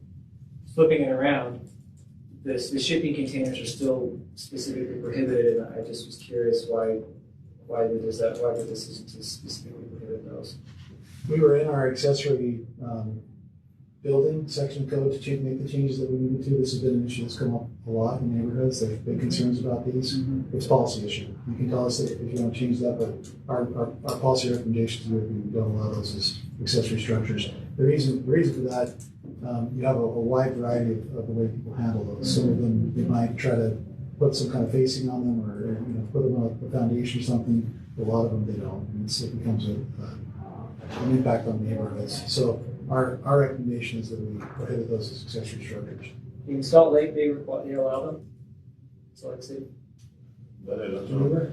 I think Moab still is doing. I know that they had a big thing on a big display on how you can really make it look like a home. Mostly because I can see more of a modular home. That's more what I'm talking about. Shipping container sounds like, I want to just put a shipping container on in my backyard because I don't want to put a very expensive shed or something like that. But there's a lot of them that are more modular, more modern. And I foresee a situation where that same couple who says, "Wow, it costs us $75,000 with all the costs of lumber and people. It's going to cost me this much to finish my basement, and it's going to cost me this much to get a shipping container. It's the actual livable one." I don't want to preclude them from being able to do that if that's a way for them to be able to use the ADU, because that's another unit, and that's something that they can hopefully be able to help make their mortgage payment. So I don't have a specific, I don't have an axe to grind on the shipping container, so I was just curious why they were specifically. Yeah, we have just a lot of complaints about these. This is related to accessory structures in general, not just accessory dwelling units, but there are people that try to make changes to those structures so they actually look like more of a building and permanent structure. But what we see predominantly is that people want to do that as a substitute to having a regular building. We have a lot of people who prefer not to even have to be any kind of foundation or tied to the ground. So, because I'm sure there would be, if the shipping containers were allowed, there would be something in the ordinance that says you can't just put a shipping container that you order from eBay in the backyard, that it has to meet certain requirements, just like the detached ADUs have to meet certain requirements. Maybe if we haven't had anybody request yet something as a unit, maybe that's something we can revisit at some point. But right now, we have this section put open, so this has been an issue that has been a problem. So our idea is that we haven't had anybody come in and say, I guess what I'm trying to say is most of the people that put these shipping containers in don't come in for permits, they don't do these things. So we're trying to. It's not outcome determinative for me. It's really just a matter of, because we can always amend the ordinances and move forward. Yeah. We can always change it. Well, we have somebody that comes it's in. Not all or nothing. Yeah, but it's just something that, I have a lot of you're younger than me. I usually say I'm young, so you're younger than me. My brothers and sisters are trying to find places to live, and they are thinking outside of the box and in the actual box. Yeah. So they're prohibited, period, in the city, correct? Well, right now, no. That's what this ordinance would do. Yeah. It's specific. Okay, so now they're not. Yeah. Okay. And so I'm just trying to say that kind of if we really are serious about keeping rent down, putting more units in, we need to kind of have an all of the above approach. It's not outcome determinative to this, it's just a question that I have. So thanks for the feedback. Yeah, modular homes we would allow, just not mobile homes or recreational vehicle. Okay. So modular home isn't actually defined as a shipping container, it's just a modular. Yeah. I have just a quick question on the example you use of us saying no to a certain resident. What if the resident, I think I've talked about this before, if the resident next door already has one, that they got the idea from them, and now we tell them no, but their neighbor next door is like, well, I can tell you no, I've got one. What's the enforcement part of this? Is that case by case or what? I guess the classic enforcement scenario that we have right now is people that are renting out as duplexes. They don't live in a unit. That's the classic one we see, is that the neighbors will call up and say, I think we've got a unit in the basement. We find out that they're two unrelated groups, right? I mean unrelated, like there's not just family relation, but they're two separate entities renting these two homes. On that situation, a lot of times we can get them to yes, but But we're just saying that there will be some situations that we looked at in some of these older neighborhoods in particular where we might in that case have to tell someone, hey, if you don't meet our criteria, you have to remove the unit. It could have an impact on the. I'm talking about internal ADU. Even an internal one, if they can't show that they have enough parking, that was the one thing that we were given. Yeah, so it could be something that, I don't know. I think that's gonna be rare. I think it's gonna be very rare. And I assume, Gary, I mean, when you make these changes, you're always gonna have non-conforming policy issues for years for people who just did it, and it's just kind of, you gotta make a line in the sand and. And there's legal non-conforming and non-compliant. If there's legal non-conforming, they can continue. It came into being for the ordinance prohibited. I don't know. I know that we did do some research one time and discovered the date at which we prohibited them. So, Clearfield used to have an ordinance, for example, that allowed them everywhere for years and years, and then back about 20 years ago, they decided they want to stop that. And so you've got a lot of non-conforming uses in Clearfield, but this now will make legal. So, yeah. I appreciate all the work. Thanks for all the work you did on it. Yeah, you bet. We want people to be able to stay here. We don't want them to have to go somewhere else. We want young families to be able to find somewhere to stay in Layton so they can take roots here and they can buy a house here. And we want people who are trying to live, a lot of my clients are elderly. They want to stay here and they can have their kids build something in their own house to stay there, and it's a way for them to share costs, and it's better for their health and it's better for the city. So thanks for putting it together. Thank you, Chad. Thanks. It's 2 minutes too. Gary, you get to present next time. You don't think I can do it in 2 minutes? Nope. No, because we are taking a quick break before we go into the next Confidence meeting. is. Thank you. But if you stay, we'll allow you. Thanks, you guys.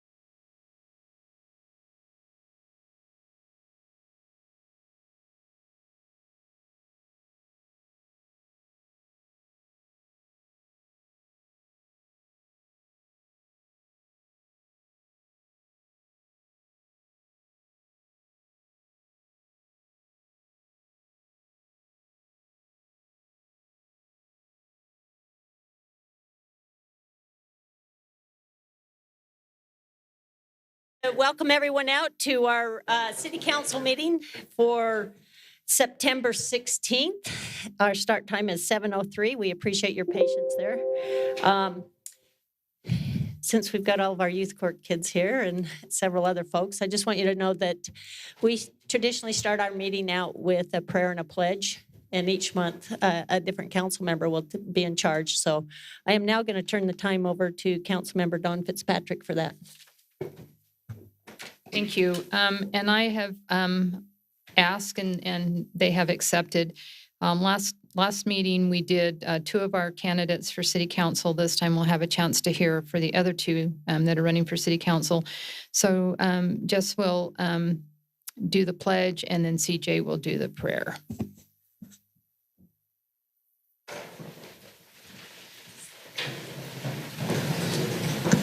Please join me in the Pledge of Allegiance. I pledge allegiance to the flag of the United States of America and to the republic for which it stands, one nation, under God, indivisible, with liberty and justice for all.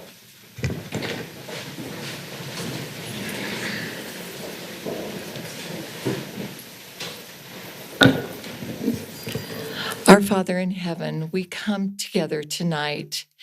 We come together as a community looking towards our leaders for guidance.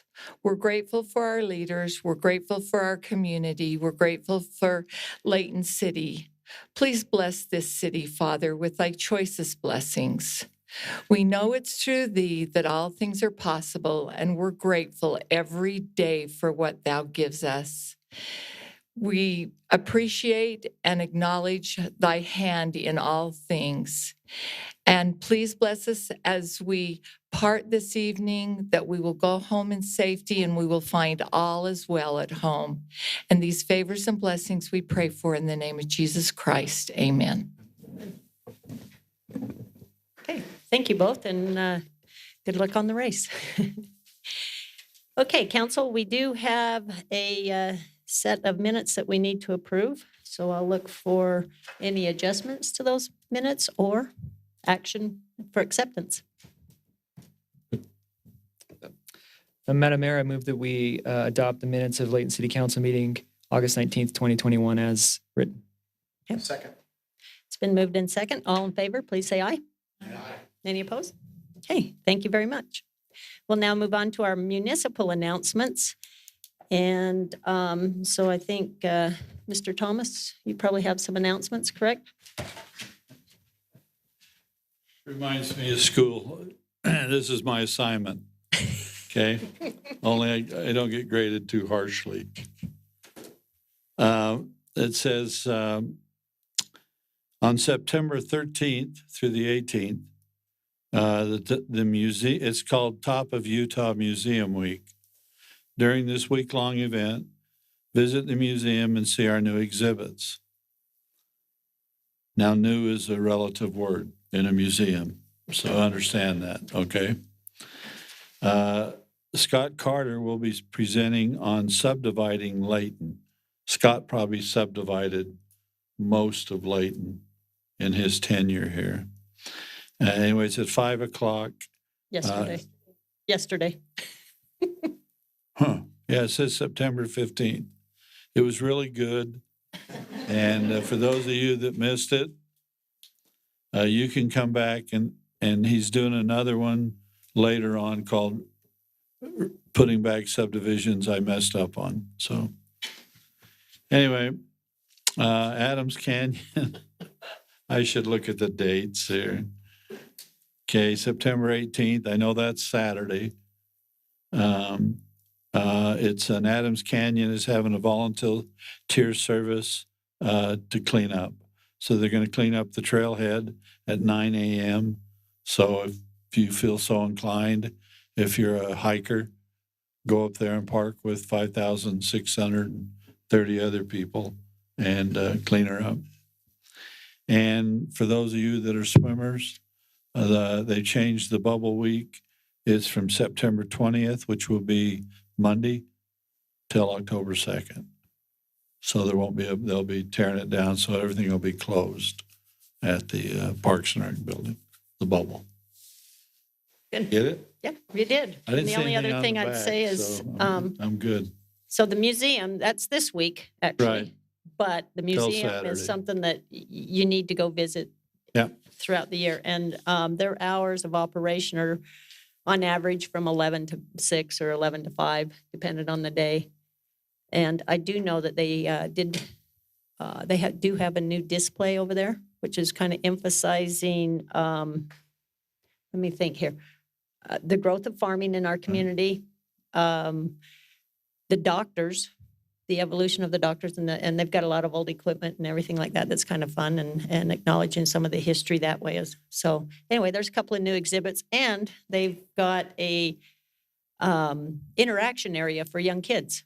They've designated a special area, so they've really kind of customized it now for all ages. So anyway, visit your local museum. Okay. And to go along with the subdivision thing, I attended that yesterday. The museum will have on display the 2 maps that Scott showed. And it was interesting because one of the maps shows all of the subdivisions and the names that we have in our city. But one of them shows how the subdivisions were built based on decade, to watch how the city and Layton, Latona, and East Layton grew based on decade. And they're really kind of neat maps to watch, or to look at.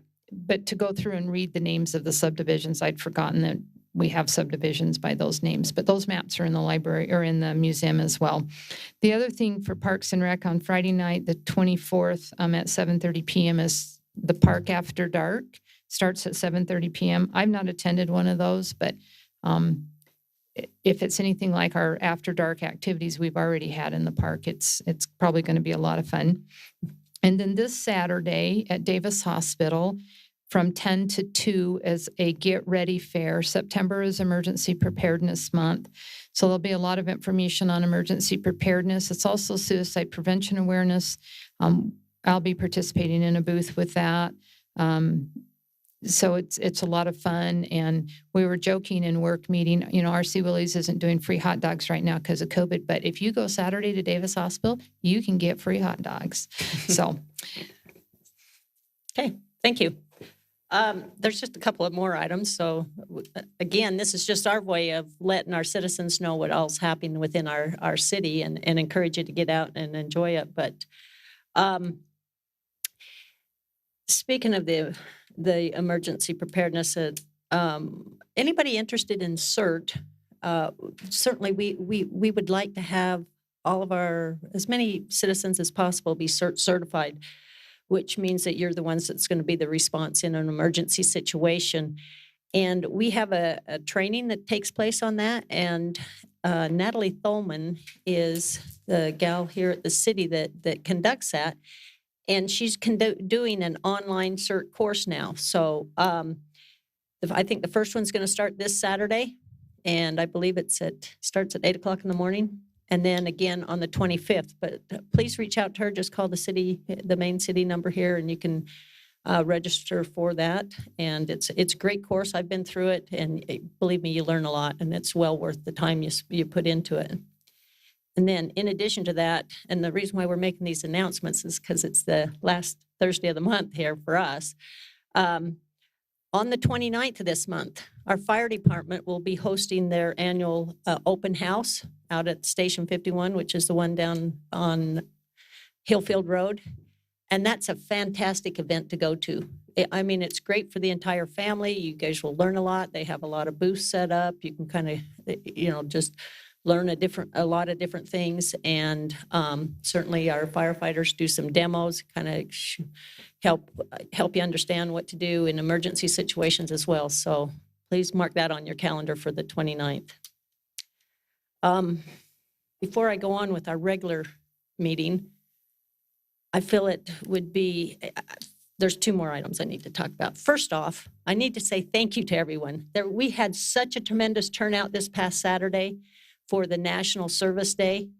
And I got to tell you, I think Layton City hit it out of the park. We had a ton of people out there, and we were able to accomplish a lot. And I do know, I personally received probably over 1,000 photos.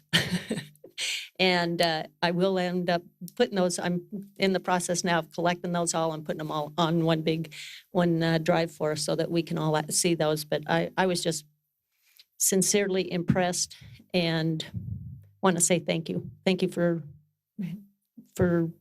your service to our city, because the city was a beneficiary of that. But yet I really saw a lot of folks come together and make new friends, and the day was just full of smiles. On a more serious note, I do want to talk a little bit about our water conservation effort. Layton City, but early on, we kind of brought it to everybody's attention that, hey, this is going to be a serious year and we need to conserve water. And our citizens have stepped up, and they have continued to step up on conserving water. In fact, we just had a report in our work meeting, and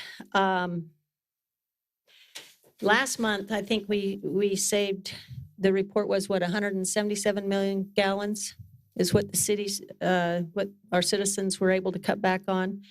And this month, that report, it was it 266? But by the time you back out the EVAP on that, it ended up being another 193 million gallons. So I want to say thank you. Thank you for doing that, because what we do this year will matter next year. And along those same lines, you've heard of, as far as the secondary water being turned off in a lot of the districts. And this coming Monday, the secondary water will be turned off for any of those folks that are on the Weber Basin line. But the thing that I want to stress here is this is a conservative matter. I mean, the districts have had to turn that water usage off early, which raise a concern for me in the fact that I hope that we don't turn around and use all of our culinary water that we have been so great at conserving. So I'm going to ask our residents and our businesses within our city boundaries to please don't water your lawns.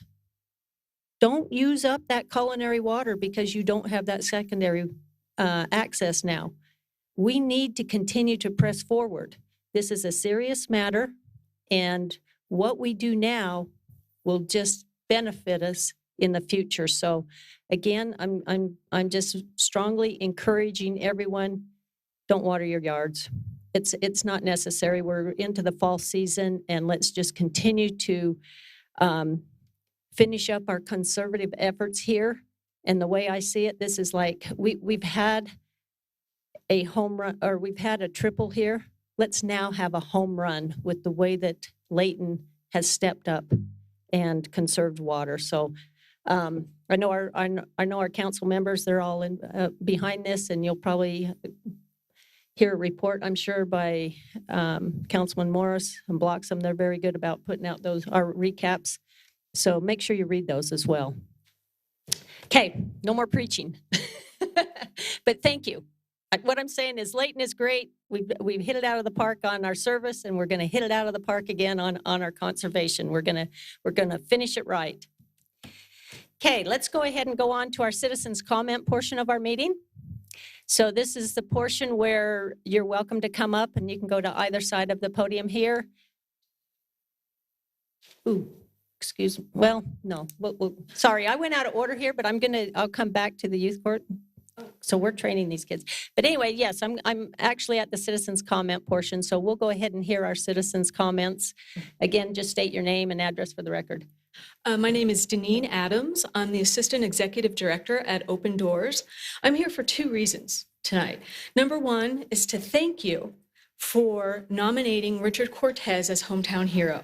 He's a volunteer at Open Doors, incredible gentleman, and that made his year. He's still talking about it. And the second thing I'm here to thank you for is your support of Open Doors financially through this tough time.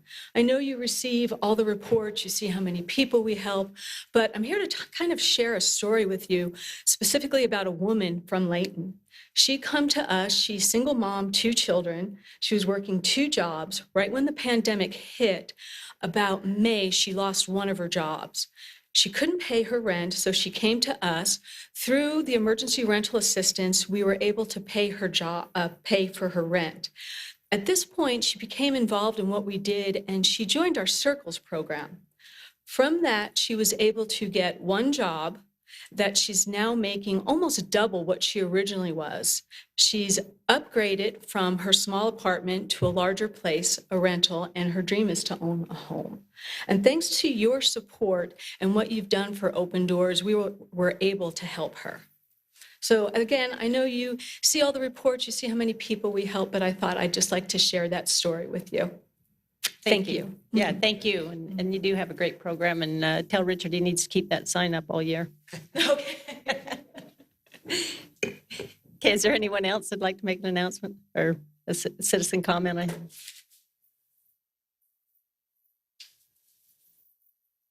Good evening. I'm John Lovelace. I live at 1619 East, 2400 North. And I've been a resident of Layton for almost 2 years now. And I love the city. Great city, great. I'm very happy living here. But something I miss from where we used to live in Kaysville, and I've talked to you all online about this, is a glass recycling bin, a drop-off location. When Kaysville City first brought a couple of these out to their residents, I didn't think that my family consumed enough glass for it to be and to make sense to even to have the hassle of it. But we started collecting our glass, and I was blown away. Like our pickle jars and our peanut butter jars and our bottling jars that are cracked, like all of this is recyclable.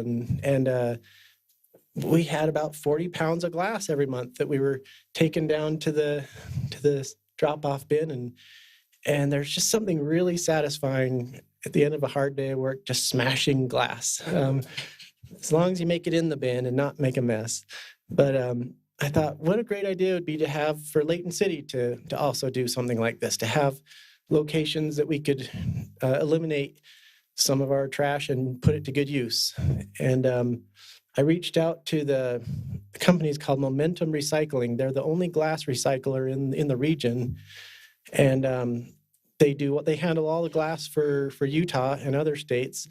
And I asked them, what do they do with their glass? And they said almost about 80% of it goes to Nephi, Utah, to the fiberglass insulation factory. And it gets turned into insulation. I thought that was pretty neat. Yeah. And a little bit goes into like sandblasting and other applications.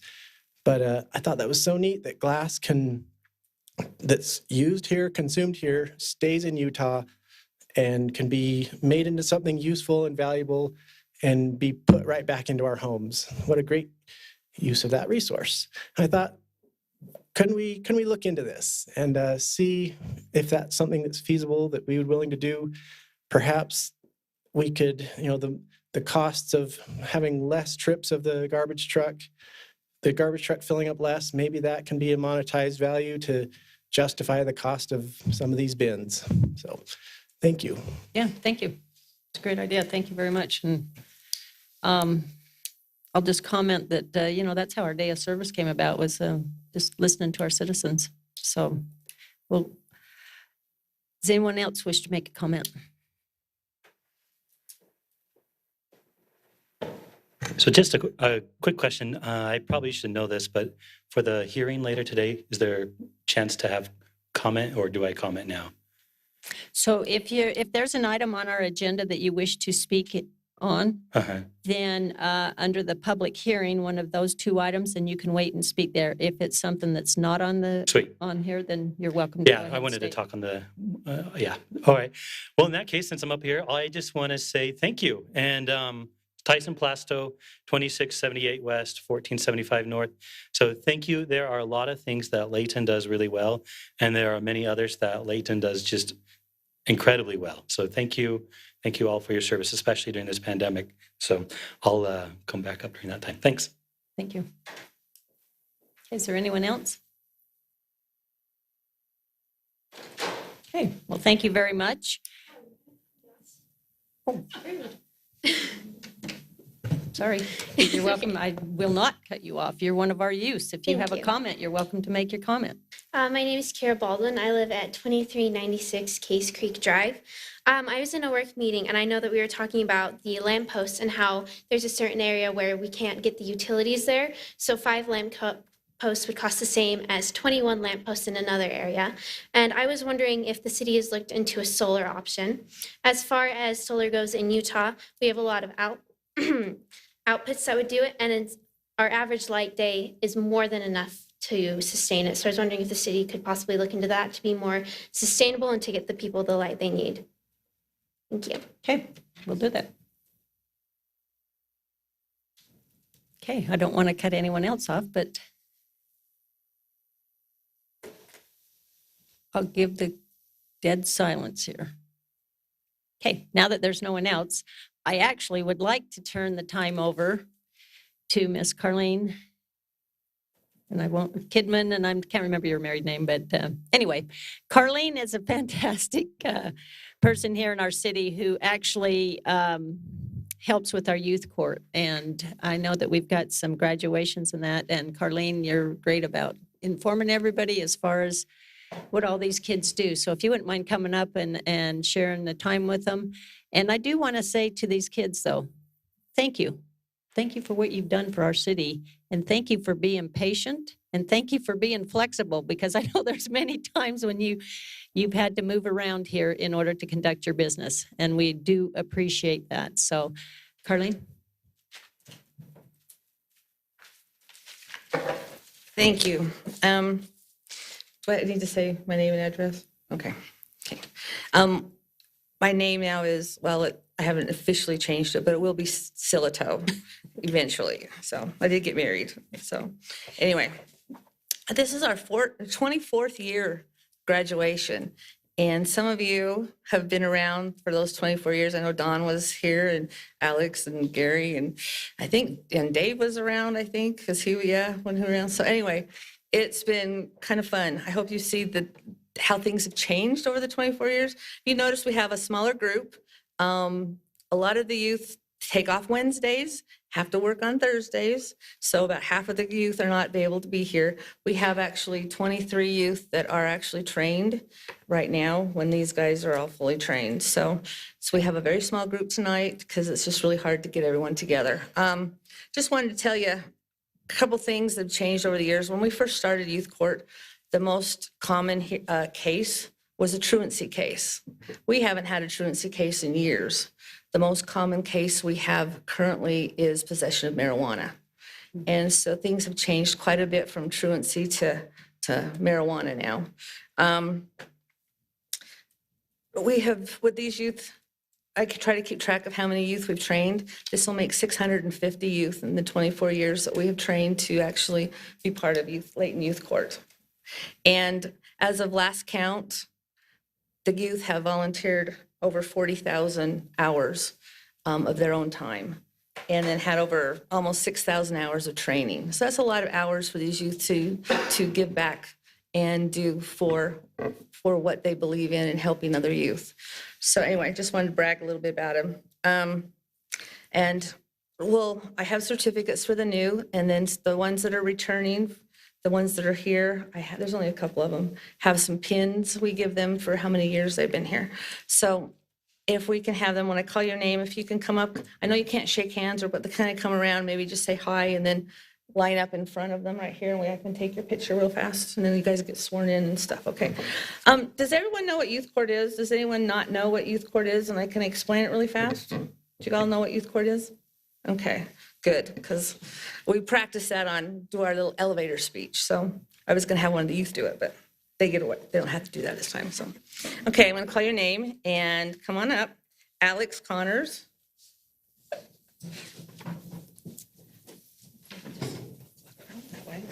Ashley Glazer. Dane Brown. Eliza is not here. Isaac Moore.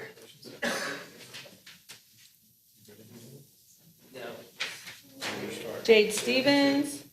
Jade here. Caitlin Green. Okay, and then let me turn it, going right back there behind the table, please. Okay, a lot of people aren't here. Let's get going here. Let's see. Alyssa, is she here? Ariana Martinez. She's been here. She's finished her first year. Thank you.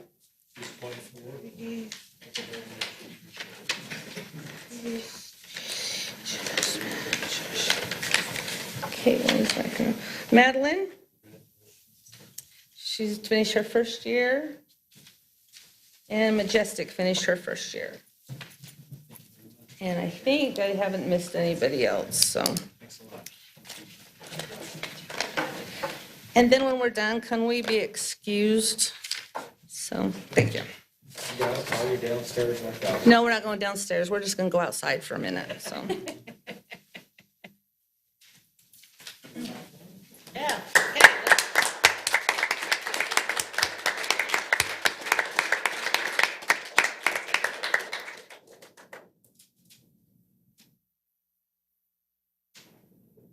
No, I'm gonna let Mom take pictures.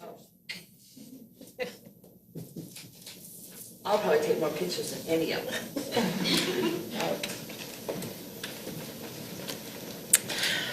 Okay, I need you to raise your right hand and repeat after me.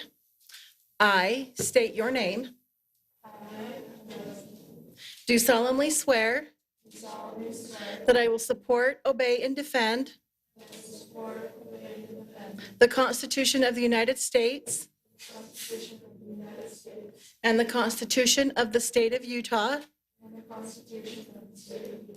and that I will discharge the duties of my office with fidelity. Congratulations.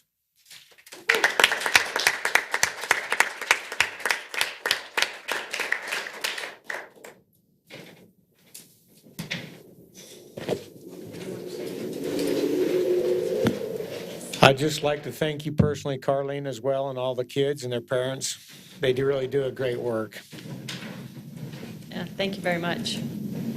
And they're getting a flyover. Yeah.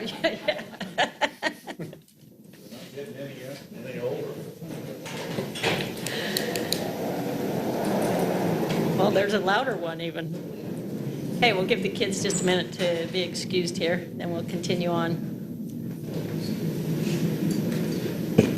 Okay, we'll now continue on with our council meeting. We're down to item number 5, which is our consent item. And we do only have one item today, so I'll turn the time over to Mr. Chad Wilkinson.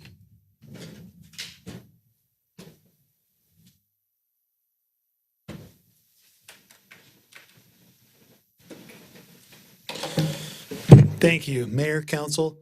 The first item we're going to talk about tonight is a subdivision plat amendment. The name of the subdivision plat amendment is Cottonwood Unit 3 Second Amendment. Now, in your staff report, there's a number of subdivisions that are referenced. Whenever we have these plat amendments, it gets a little tricky because there's First Amendment, Second Amendment, Third Amendment. But I think just for the sake of clarity and ease of presentation, I just want to go through really briefly and just describe what's happening. I think that's probably the easier way than getting too hung up on the names. But this is the general location of the property shown there on the with the red dot. It's about 1511 North, 2800 East, up near Highway 89. Again, shown in red is the property outlined with that cross hatching through it. This is a subdivision plat amendment. In just general terms, though, the proposal is to take 2 existing lots and create 3. So there are portions of 2 lots. I'm going to just generally outline on your screen the area of the 2 lots. This is the first one, just generally. The second existing lot comes around and takes in the rest of the property. The plan is to take a portion of both these lots and create a new lot that follows. I'm going to just briefly outline on the screen.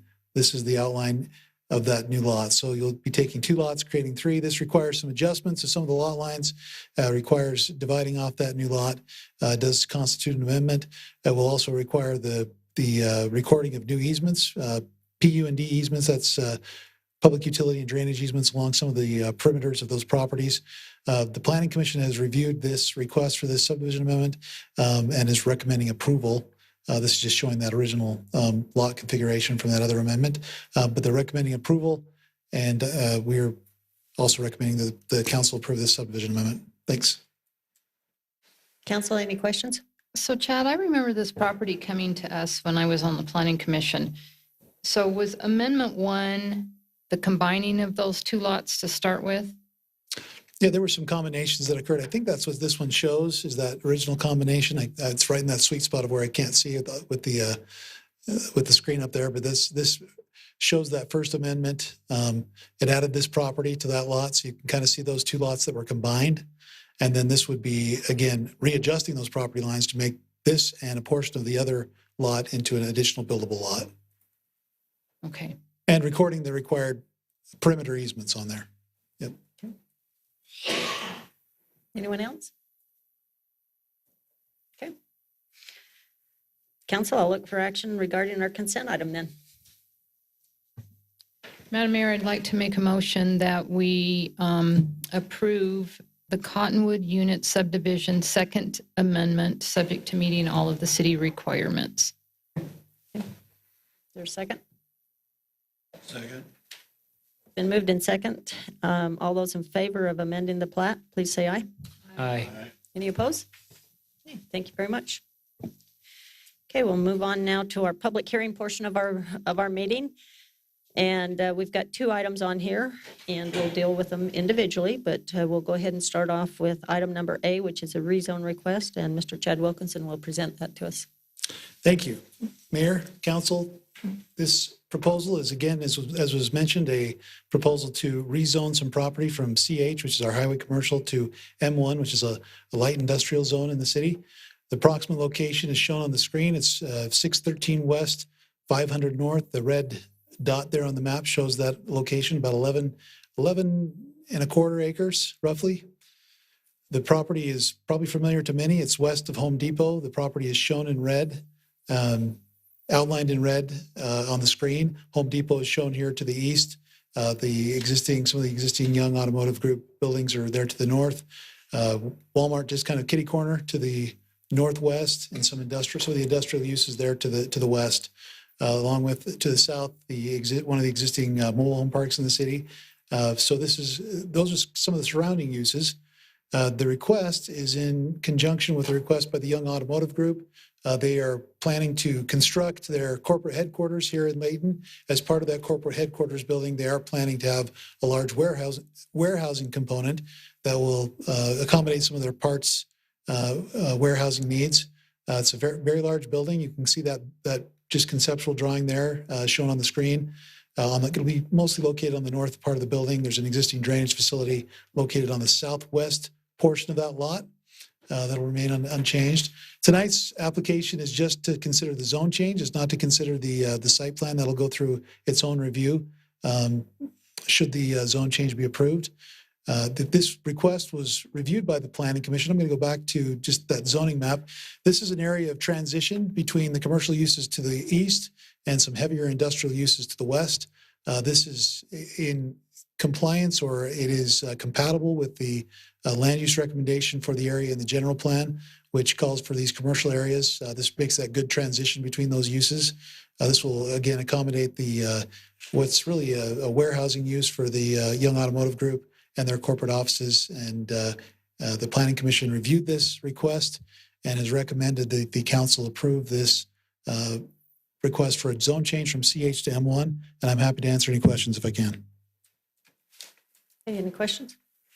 I had one thought after our other meeting. So the zoning goes with the land. So I'm sure Young's going to go through with what they're doing, but in case they did not, and the land sitting there as an M1, is there anything that's allowed in M1 that could possibly be detrimental to the residences to the south? It's a great question. That's part of this kind of, I guess, consideration, is making sure we have something that's still compatible with the surrounding land uses. M1 is our lighter industrial zone. So the uses that would be more impactful, like outdoor storage, outdoor manufacturing, those heavy manufacturing type uses that would have impacts on adjacent parcel would not be allowed in the M1. So it's, again, a good transition between those two zones. And it's a great question. We do need to look at all the possible uses. This is a pending development. We know that this is going to go forward. But yeah, just in case something didn't go forward, you'd want to make sure that that was a compatible zone. But this does make that good transition between the heavy industrial, the commercial, and still provides some protections to those residential properties. Okay. Any other questions? Okay, if not, I'll look for a motion to open our public hearing. So moved. Thank you. Okay, this is a public hearing, so anyone who wishes to speak regarding topic, geez, oh crimo, anyone wishing to speak regarding this rezone request of the Young property, please come up to the podium and state your name and address for the record.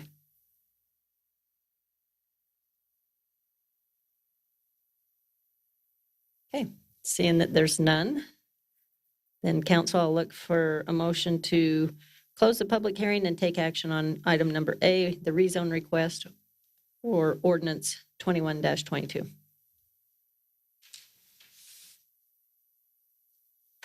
Okay, guys. I'm not doing any more tonight. Madam Mayor, I make a motion that we adopt ordinance 21, or close the public hearing and adopt ordinance 2021, approving the rezone request from CH to M1, as this is consistent with our general plan. 2122. Yes, thank you. Yeah, it's the ordinance. Okay, thank you. Is there a second? I'll second it. Thank you. It's been moved in second that we adopt the rezone request. I'll take a roll call vote on this. Councilman Day? Yes. Councilman Bloxham? Aye. Councilman Fitzpatrick? Aye. Councilman Morris? Aye. Councilman Thomas? Yep. Okay, thank you very much. That's unanimous. We'll now move on to item number B, which is a proposed amendment to the Layton City Municipal Code. And once again, Mr. Chad Wilkinson will present that for us. Thank you, Mayor, Council. This is an application for text amendment, a city-sponsored application. This application for text amendment is directly in response to some legislation that was passed by the state legislature in the past session related to accessory dwelling units. Going to just briefly talk about these. Sometimes we refer to them as ADUs. That's just that abbreviation of accessory dwelling unit. One of the things that was identified in the general plan was to create opportunities for additional moderate income housing, for trying to increase the supply of more affordable units. And accessory dwelling units were one of those tools that were identified in the general plan to meet that need. This was in response to strategies from the general plan that talked about studying the potential of broadening our current definition of accessory dwelling unit. Layton City currently allows for accessory dwelling units under certain criteria. This will be broadening that definition in response to state law, which now requires cities to allow internal accessory dwelling units as a permitted use in their zones. We also felt that this was an opportunity for us to clarify our standards related to detached accessory dwelling units. That would be units that are not attached to the main home, but that can be constructed in other parts of the yard or other parts of the lot or parcel. So we have done that. Again, this is a subordinate unit. That's just the definition of accessory dwelling unit. It's not a duplex. It is subordinate to that main use of the property, which is a single family home. What key to that definition is that accessory dwelling units require that the owner of the property live in one of those two units, either accessory or primary unit. And that's a key part of making sure that these are still accessory and they don't become their own primary use. Lots of benefits to these types of units. As we talked about, they provide for an additional moderate income strategy for the city. People can rent out their basement, hopefully at an affordable rate to those that are trying to find a more affordable option. Gives extra income for people of all age ranges, potentially. It can also help a person that may have a need for a little supplement to meet those mortgage payments. It can provide that extra income to do that. One big advantage to these types of units is for caregivers that want to have family members that can be located nearby in that same unit or very close by in a detached unit where they can check on them and make sure that they're doing just fine. Also, again, this can be a tool for extended families that have children that want to have their own independent space, but be close to parents or other family members. Just want to go briefly through the three types we're talking about in the ordinance. I'm not going to go through the ordinance in detail tonight, but we're talking about three types of units. Internal, which are units that are located within the existing footprint of a home. If you've got a home that you want to put a accessory dwelling unit in the basement or in an upstairs space, that would be within the existing footprint or square footage of the existing home. Attached would be a unit that is built on after a home has been built. It would be something that you can see here in this drawing off to the side or potentially to the rear that's attached to that home. And then detached, which would be something that would be located in a rear or side yard, independent from the home as its own kind of independent space.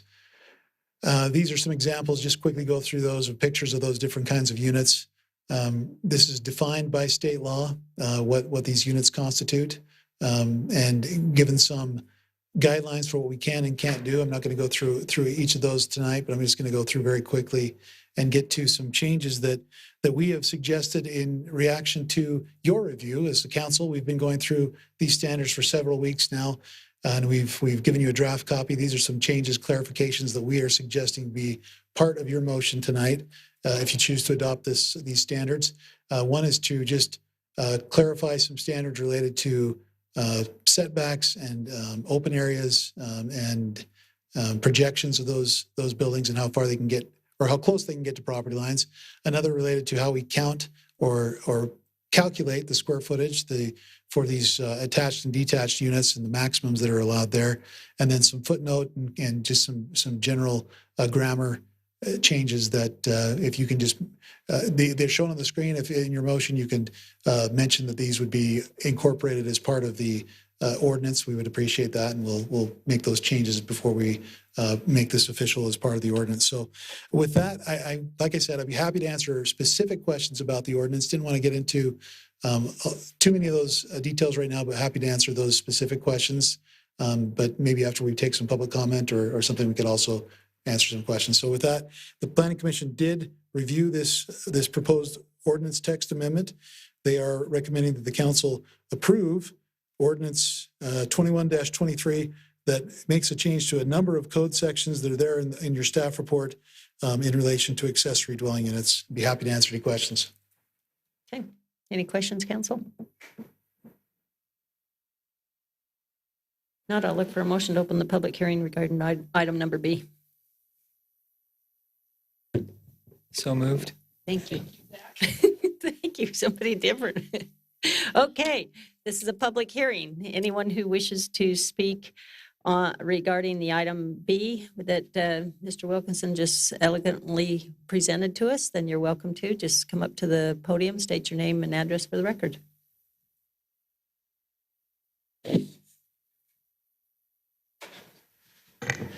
This is John Lovelace, address 1619 East, 2400 North. First of all, I'd just like to say this is a great idea. I've got adult children and I'm wondering how they're going to afford a house when they leave the house. So anything we can do I think is helpful in that. And I just have a question. How does this work for, does the ADU share the same power meter and water meter as the main unit? And they just share they just share the bill, basically? Yeah, the underlying premise of these is that they're still part of that main unit. So actually we would prohibit having separate utility connections. You'd have to still have the same sewer, same water, same gas, would be the same utility connections. Gotcha. And if someone wanted to rent one of these out to someone, for money, how would they deal with billing them for utilities, or is that just something they have to work out on their own? Yes, the second one. Yep. Okay, thank you. Okay, thank you.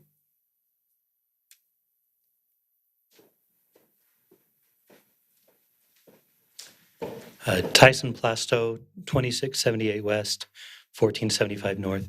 So one question, would it be possible on the ADU to be disconnected from the power of the main house? For example, it could be powered by solar power with batteries stored inside or or wind turbines or something like that. Is that, I don't know. So that was one thought. Another question I had is, and I found this in August, and I was looking today just briefly before tonight's meeting, and I couldn't find it. But it's my understanding that the backyard has a hardscape limitation of 25%. Is that correct, or is that a misunderstanding? Does anyone know off the top of their head? I guess my suggestion would be, if there is that limitation, that for ADUs that limitation be kind of done away with, so that way you could have a little bit of a larger ADU in your backyard if you needed to, and it wouldn't be so restrictive, especially if you already have hardscaping back there, such as sheds or other things like that. And then there was another, I was looking at the height. So heights for, I think it was R1, is 16 feet. But for a shed, again, to my understanding, I could be wrong, the height is 18 feet and 3 feet from the property line. Whereas for an ADU, it's 16 feet and 5 feet from the property line. And I just, I wondered about the difference, and if that,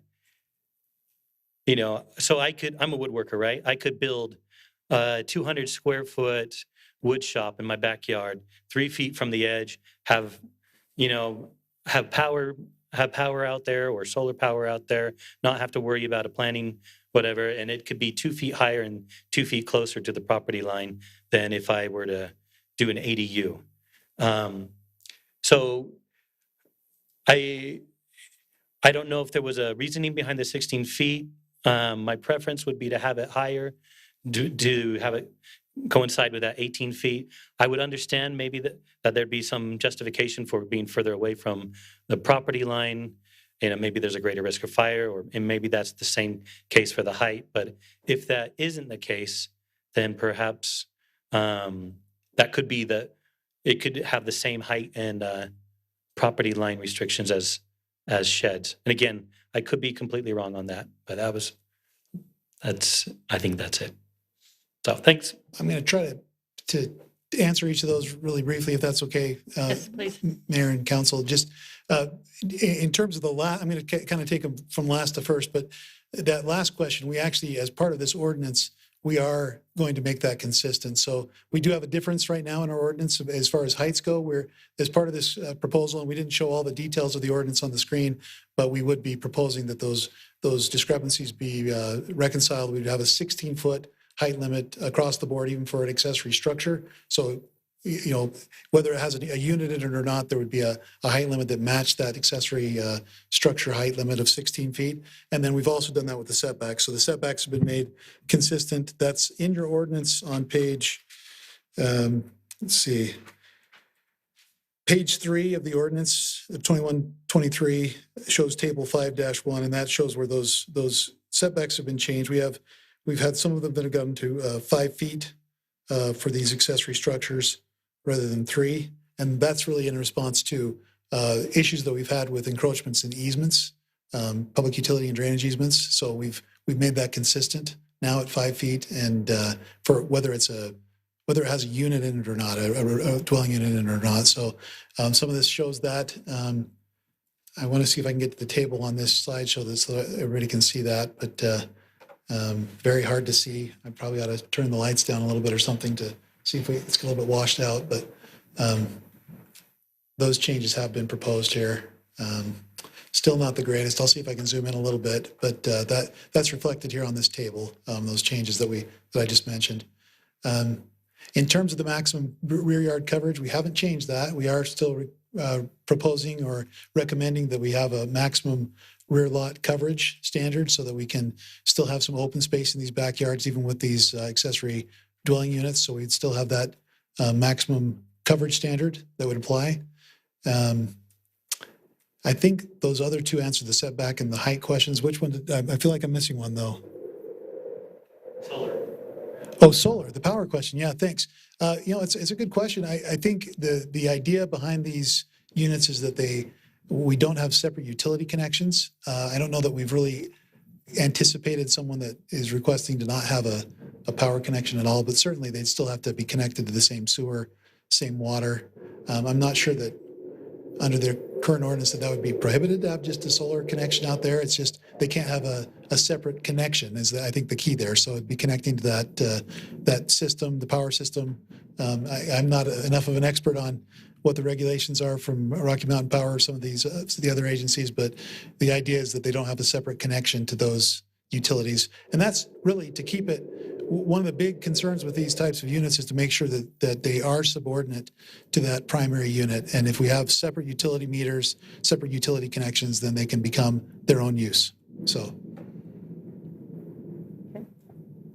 Chad, I had the same question that he had regarding the lot coverage, and I had talked to Brandon about this earlier. So our existing landscape ordinance is a 25% can be hardscape, but on this table, it shows maximum lot coverage of a structure can be 50% or 60% depending on the zoning that it's in. So we put a structure out back, an accessory dwelling or an accessory structure, and it covers 50 to 60% of the lot.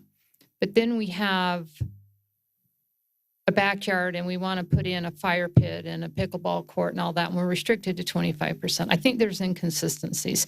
It's still hardscape, whether it's the foundation to a building or other forms of hardscape. The landscape ordinance is at 25 and this one's at 50 to 60% of the lot coverage. So I don't understand quite the differences there. I think we're mixing and matching, and maybe it'd be helpful if I can see if I can pull up the landscape ordinance to answer that question. But the landscape ordinance has some maximum sod, maximum turf coverage standards. In terms of, there's not a standard related to hardscape. It's a maximum, the turf. When we say maximum coverage on a lot, that's the maximum of all these hard structures. It could be patios, could be driveways, could be roofs. So in this case, the maximum for the landscaping is talking about a different maximum. We're talking about the turf that's allowed in those applications. You can have pervious, and even with our maximum lot coverage, you could have things like rock mulch, drip systems with anything that water can get through. That would include rock mulch and those types of things, and that wouldn't be counted toward that maximum lot coverage standards. A different type of a material there. So under a landscape ordinance, the way it currently stands, I can't put a concrete pad in my backyard that covers 60% of mine to use it for basketball or parking an RV or whatever. I'm pretty sure that's too much hardscape in our landscape ordinance. But yet I could build an accessory dwelling structure that covers 60% of the ground. No, you couldn't build an accessory dwelling unit that covers 60. I think that was the concern that Mr. Plasto was expressing, is that our maximum for those hard surfaces would still be 25% of the rear yard. So what is under, then on table 5.1, when you get to the very last line, under structure height and lot coverage. Yep. Maximum lot coverage is 50, 60, 70%. That's right. So that's maximum hard surface for the lot coverage, not for the rear yard. So that's the entire lot, including the home, driveways, any types of structures, not just that rear yard. Okay. Yep. All right. So collectively. Yep. Okay. For the whole thing. Yeah. And the rear yard coverage is tied to that, but separate. It's its own standard. You can have up to a quarter of your rear yard in those hard surfaces, including all sheds, patios. Now, again, what we do with the landscape ordinance is give people options. You don't have to have that in turf. You could have that in, planting beds, rock mulch, planting beds, any other kind of pervious material. So back to Tyson's point then, if my home, if I can have up to a 1,200 square foot accessory dwelling, because that's the maximum detached, and I'm on a 8,000 square foot lot, is that going to conflict then with the hard surface requirements, or? It'll just offer some constraints. It'll drive the size of what that accessory dwelling unit could be. And the idea is, again, these are supposed to be subordinate. So we're trying to prevent a situation where the accessory dwelling unit becomes the primary use on the lot. And, you're going to have still, especially with detached units, you're going to have impacts on adjoining properties. So the idea is that if we create too big of a unit, either by height or size, then we start to have impacts on adjoining properties that wouldn't be there normally for a single family home. So that balance of trying to provide these additional options while not impacting those neighborhoods. So in the ADU ordinance, then, as if I come in to apply to build one, I'm looking at the height. Okay. And my building meets that. I'm looking at the size, and it meets the no more than 1,200 square feet. But where in this ordinance does it state that I can't cover more than a certain percentage of my lot? I mean, granted, the whole maximum lot coverage, but I can't put my accessory dwelling unit in my front yard. I could on my side, but I can't in my front yard. Most likely it's going to end up in my backyard. And that's a whole nother ordinance that tells me that I can't go over a certain size based on, I mean, this ordinance covers the rear yard everything. coverage. Yeah, it's just a different section of code. It's not in that particular ordinance that you have there in front of you. Could the reference be made to that in this code? It's in that same section of code. It's just a different letter. So it's in there. Okay. Let me find that number for you, but it is called out in the code very, very near to these standards, but it's just, since we weren't changing it, we didn't provide that. Let me see if I can find that for you real quick.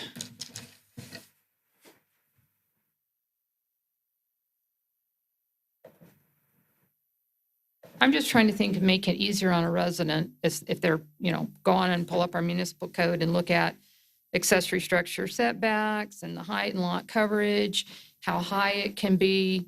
But the one thing that's missing is, I can build this, and then I come in and apply and find out I can't because it takes up too much of my backyard.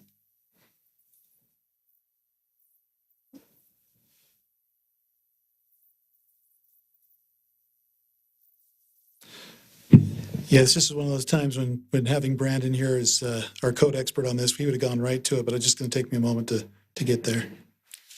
Well, if you can't find it, that's just a concern I have. Yeah, it's How do you within make that it same, more it's within that easily? same general section of code. Okay. We know where it is. Brandon knows where it is. But an ordinary resident that wants to build one of these structures pulls up everything else but that based on this ordinance and that table 5.1. So just a thought. That was your 3 minute. No. Yeah, I'm done. I'm going home. If there are other questions, I've got the search going for that provision right now, and I'd be happy to try to answer those. While he's looking for that, should anyone else wish to make a comment? This is a public meeting. You're welcome to come up to the podium. Yeah, you can come up to the podium here. You have to use a different name. Okay. Hi, I'm Paul Plasto. It's my middle name, so it's still true. So just as a follow-up to that 25% in the backyard, I think, we talked earlier, Mayor Petro talked earlier about conserving water. And the way that I kind of view it as, I understand that these are accessory dwelling units, right? They're not going to build your mansion in your backyard when you have the little cottage in the front, right? It's, and I think in the most cases, you've already have a max square footage. I think for the most, I don't know if it's for every residential zoning size, but you've already set that at 1,200 square feet. And I think for most homes, most properties that will even be able to fit an ADU in their backyard, that will cover that. I think you've covered it, ensuring that they're accessory in nature by limiting it to 1,200 square feet, and then also with those setbacks from the other side as well. That 25% just seems it seems sort of arbitrary. I love here's the total hardscape that you're allowed per your residential unit. I love that, because then if you have somewhat of a smaller house, you can still maybe have more room in your backyard to build a little bit. Or if you've already covered that with your main house, then you're not going to plop down lots of hardscape on the rest of the property.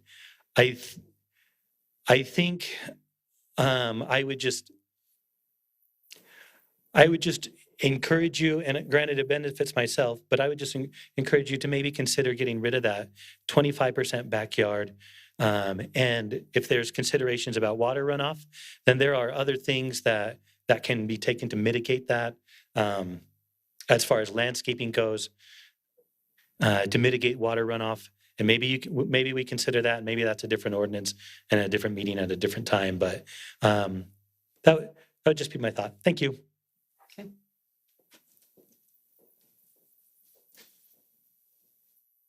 Would anyone else wish to comment on the item here?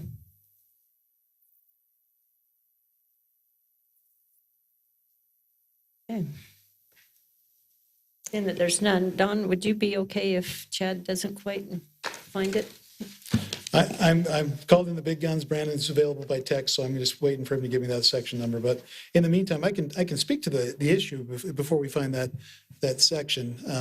The idea is that we are trying to make sure that we don't cover too much of a lot. We want to have some open space. There are aesthetics involved here. There's also drainage concerns.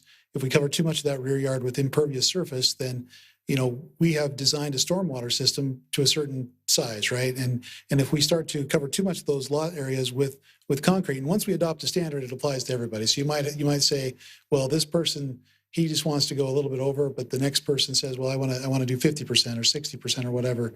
So we have to be very careful about creating a standard that allows someone to completely create, impervious surface everywhere in their yard, because our stormwater systems are not designed to accommodate that type of impervious surface and to get the stormwater, into those systems.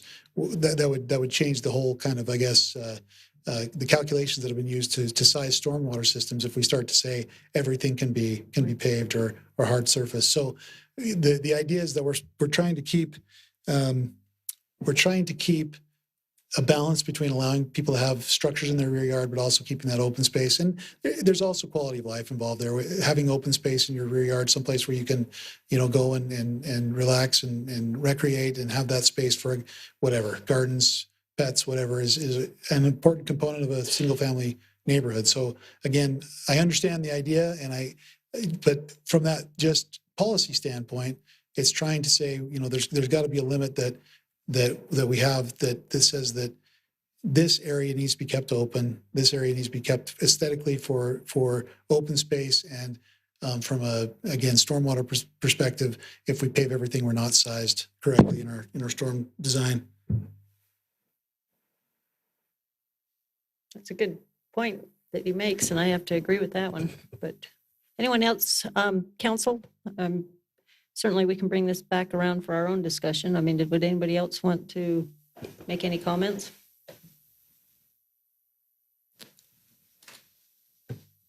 So I guess to your point, I did just receive some communication from Brandon, and it's under our accessory use section. So it's right there in that same section of code under number 6. This is 1906-020.6, and I don't know that that's included in this ordinance change because we didn't. Let me see if we can find that section in here though, really quick. It might be.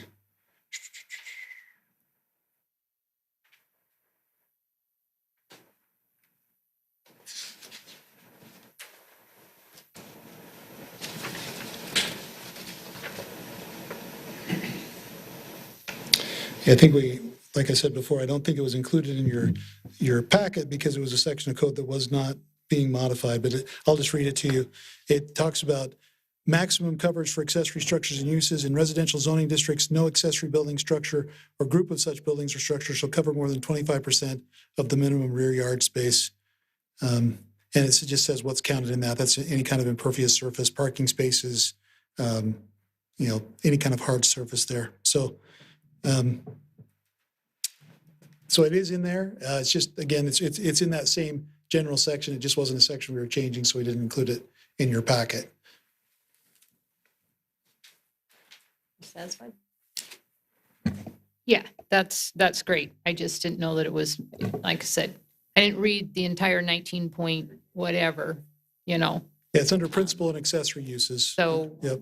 So just a thought, that's a question I brought up to Brandon earlier. We have a public member that's mentioned it. maybe in the future when we look at these ordinances, because there are things in here that we weren't changing that could impact, like I said, a citizen going in and picking something out.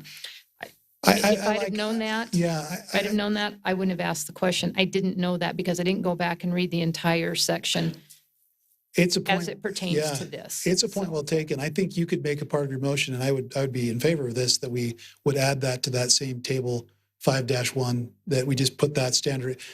Doesn't change the code, you know, it just basically just puts that in a different spot that's right in that same table. I think that'd be a great idea. Yeah, or even a link to that, because you've got a link to in it for a couple other things, and so, Yeah, we like the idea of having all those standards grouped together, and this is a way to cross-reference Thank you. that for sure. Okay, good point. Okay. Council? I just want to add that what we're talking about here are detached ADUs, which have been okay in Layton for I don't know how long. That's what we're looking at here. These these different charts here. But the intent from the state, at least, was internal ADUs and not prohibiting them. And that goes to the need for housing, more affordable housing, I guess, where we get, you mentioned in the work meeting, 8 or 9 requests for detached every year. That's actually all inclusive. That'll be attached and detached. Yep. Well, I'm imagining we've got upwards of 15,000 single-family homes that are now available to have ADUs, which is a heck of a lot more than 8 or 9 applications. And so that was the intent of this.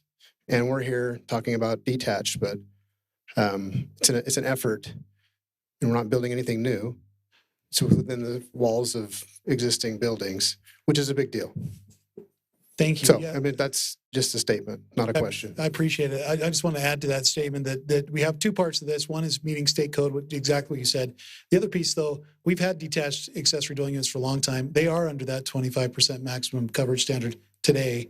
We didn't propose any change to that.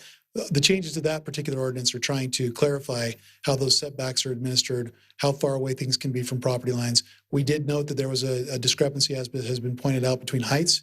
We're trying to get those to be consistent with this proposal. So it really wasn't changing much, just trying to make some clarifications of what could be and couldn't be done. One other significant thing that I didn't mention before, we've mentioned in previous meetings, is that we are taking these from conditional uses to permitted uses across the board. And that was a request from the Planning Commission. They've felt that this could be reviewed administratively as long as we have a good set of rules that we can, have applicants abide by. So again, that 25%, that's not a new thing. That's been on the books for a long time. Okay. Glad we got that resolved. Okay, council, do you have any other questions on this? Or No, I just think comments? thanks for the staff for putting this together. I know that we were, like you mentioned in the work meeting, Chad, that we were kind of ahead of the game, that the legislation that was mandated by the state may have caught some other municipalities by surprise, but we had already kind of put a policy guidelines in effect for quite some time. So we're always trying to balance, the private property rights of the person who lives there, the private property rights of the person who their neighbor, and then hopefully being able to open up additional abilities for people to find housing in an area like the gentleman mentioned. We're trying to find places for kids and college students and people that are just trying to scrounge by. We want them to stay in Layton. We want them, they're an important part of Layton. We want them to live here and work here and grow up here. We want them to build a life here. So I appreciate the staff and all the work you and Brandon did to put that together, because I think it really does find a good balancing between the private property rights and trying to make changes for what the kind of the new world of housing is, and that we're in a major shortage. And if there's a way for us to curb that and curtail that, I think that's what the whole intent, like Clint or Councilmember Morris mentioned, that's the whole intent of this statute, is to try to open up more options for housing. So thanks for making that balance and guiding us down that direction. Okay, is there any other comments? Okay, seeing that there's none, I'll look for a motion to close the public hearing and take action on item number B of our public hearing. I just have a quick question. There are amendments, right, that we need to read into the motion, correct? If you wanted to, that amendment we just talked about adding that 25% to that main table, you could add, but these are, if you want to just reference the amendments shown on the screen, I'll put that back up on full screen. And those describe the amendments, and I've already gone through those in my presentation, so. Okay. So as part of the motion, Gary, it can just be as explained by staff? Okay, so it doesn't have to be too complicated. I'm saying that because I can give you a One of you better do it. Okay. So, Madam Mayor, I'll make a motion that we adopt ordinance 21-23, amending Title 19, several different chapters and tables 5.1 and 6.1 and 2, as presented by staff, as well as the changes that were presented tonight by staff to this, and close the public hearing. Okay, thank you. Is there a second? Second. Look at that. Finally had a race. Okay. It's been proposed that we close the public hearing and take action on our municipal code changes. So I'll take a roll call vote on this. I will start out with Councilmember Morris. Aye. Councilmember Day. Dave or Dave? Day. Yes. Okay, now Councilmember Thomas. Yeah. Okay, Councilmember Fitzpatrick. Aye. And Councilmember Bloxham. Aye. Okay, thank you very much. You can see that it passed.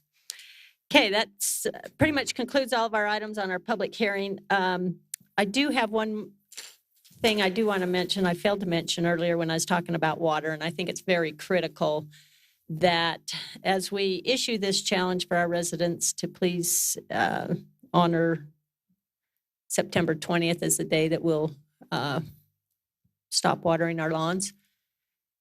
And should anyone think about trying to connect their secondary water to the culinary water, don't do it.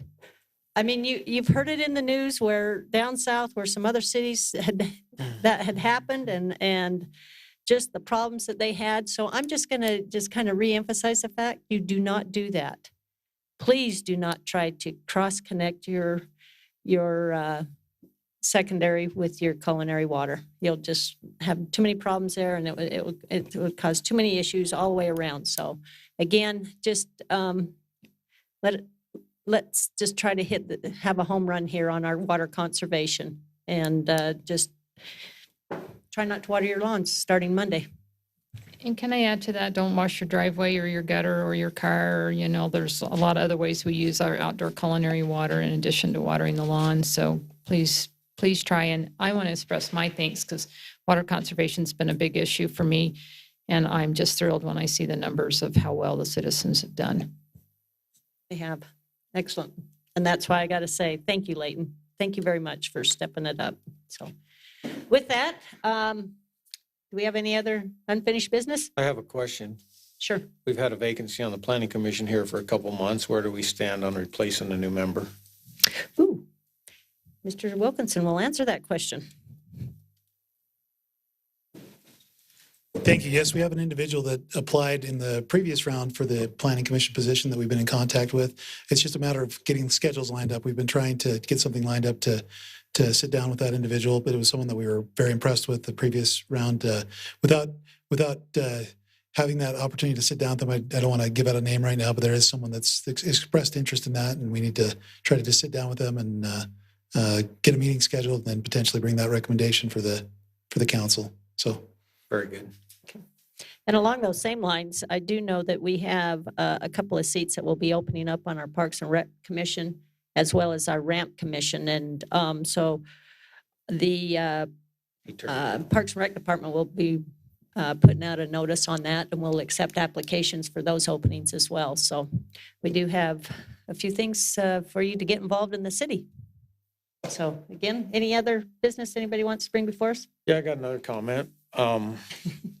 I haven't been there at night, noticed the effectiveness of it, Alex, but I see Sugar Street was all completed and restriped with a turn lane in the middle. I think that will be a benefit, and I was glad to see that. As soon as the truck drivers figure it out, I have been twice now at night, and they are turning from the lane, not the center lane. They're still blocking traffic. One night I went, there was about 8 of them. They were all parked in the space the turn lane space in the middle that we created, just sitting there idling. They were not even waiting to go into Smith. So I think it's going to take some. My first thought was, is that too sharp of a turn for them? But I've watched trucks do it, so I don't think it's that. I think it's that they just need to know that that's what it's there for. So hopefully it'll put them there instead of it blocking the lane. Yeah, that was the intent. So, yeah, that was good, quick action there. And also, not that I want to belabor our service project, but Sugar Street was one of the streets that got cleaned up as well from the citizens. So, again, thanks. Anything else? You got that look? How about making a motion to close our council meeting? So moved to adjourn. All right, thank you very much. I double it. And it's been seconded. So thank you for hanging in there and for watching this event here tonight. And again, if you can kind of help spread the word, that'd be great regarding our water.